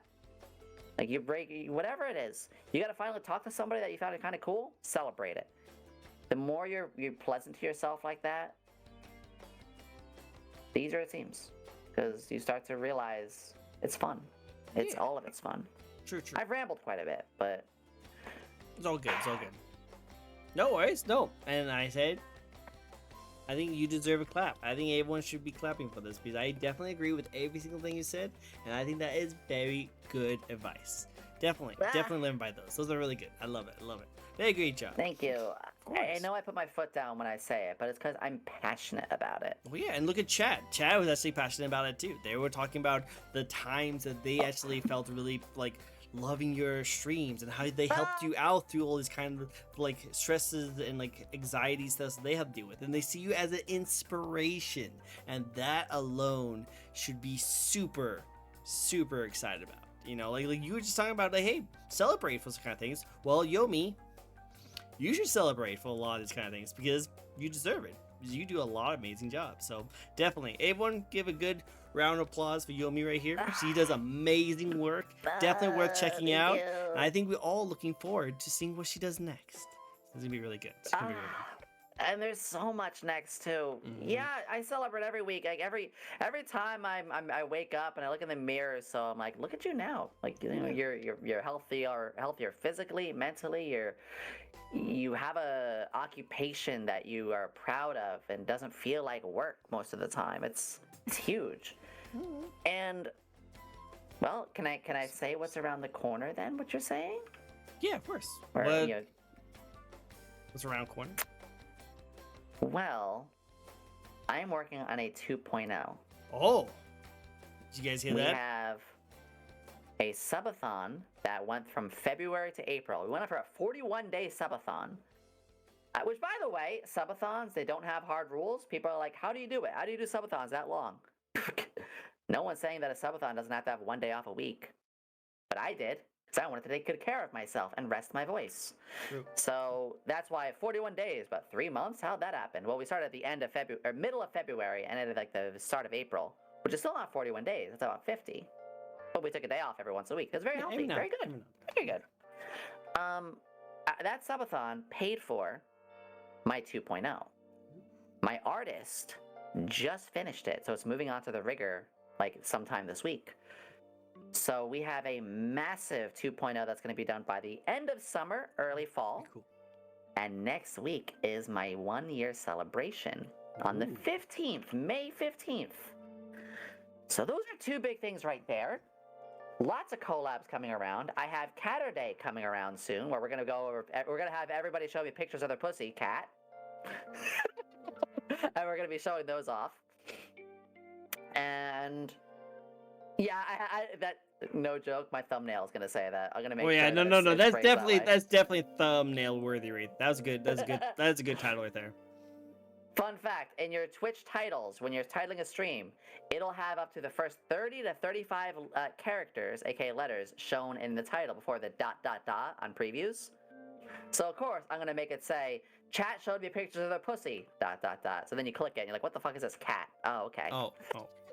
You Perfect. gotta know the system. I know the system. Research, guys. Research. Little researches like that. Like, how did I know that? How did I know that 30 to 34 thing? Just fucking Googled it. Just look it up. Just Google things. Yes. That's how I learned all of this. Just Google, look around, self-research. So we had a lot of events. I'm going to be doing more science hand cams too. I did a science hand cam yesterday. It was an absolute blast. I am Bill Nye with boobs, and I'm going to make sure we keep doing that. So I like it. more science hand cams as well. That'd be cool to see. Well, hey guys, thank you so much all for coming in. You answered every single one of my questions. Thank you so much, Yomi. You're all freaking amazing. Always love seeing all you guys. Definitely go check out Yomi. She has a lot planned for you guys. She does amazing work. Where people can find you? I appreciate it. You can find me in a lot of places, actually. Twitch is our main place, which I did see that you gave a lovely shout out for. Wait. But I do have a very active YouTube channel. We just got partnered on recently, and I've been doing a lot there, especially with shorts recently. I now have an Instagram, I have a Blue Sky, and my Twitter is actually another huge place. Guys, my Twitter, I posted feet on it today. You're welcome. Nice. You that? Yeah, we just did 7K, so I celebrated by showing my grippers. Nice, But nice, nice. it is a yeah, I did, Melody. It's like, I is need to go. actually typing where I away. garnered a huge amount of my audience, so I'm gonna post my Twitter if that's okay. It is Do the it. easiest way to keep track of all of my activities, or my Discord as well. Sprints to the So- blue sky. Do it. Do it. Yeah, we're everywhere. We're everywhere.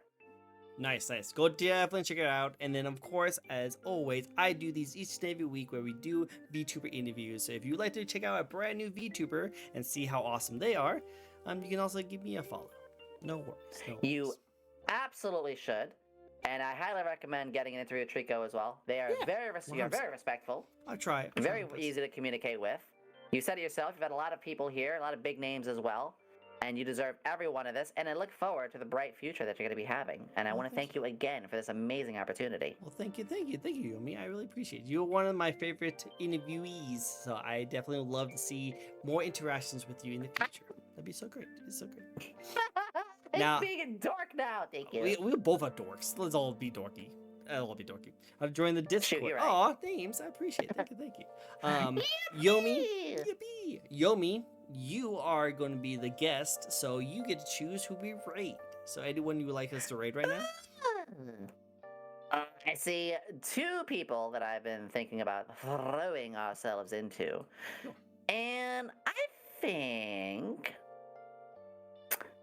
Do you know about Tommy the Bull? I have him right here, already ready to raid. Showing off his assets already, too. You know Tommy then. So. I know Tommy. He actually was on my show. Oh, excellent. We're going to give Tommy some love.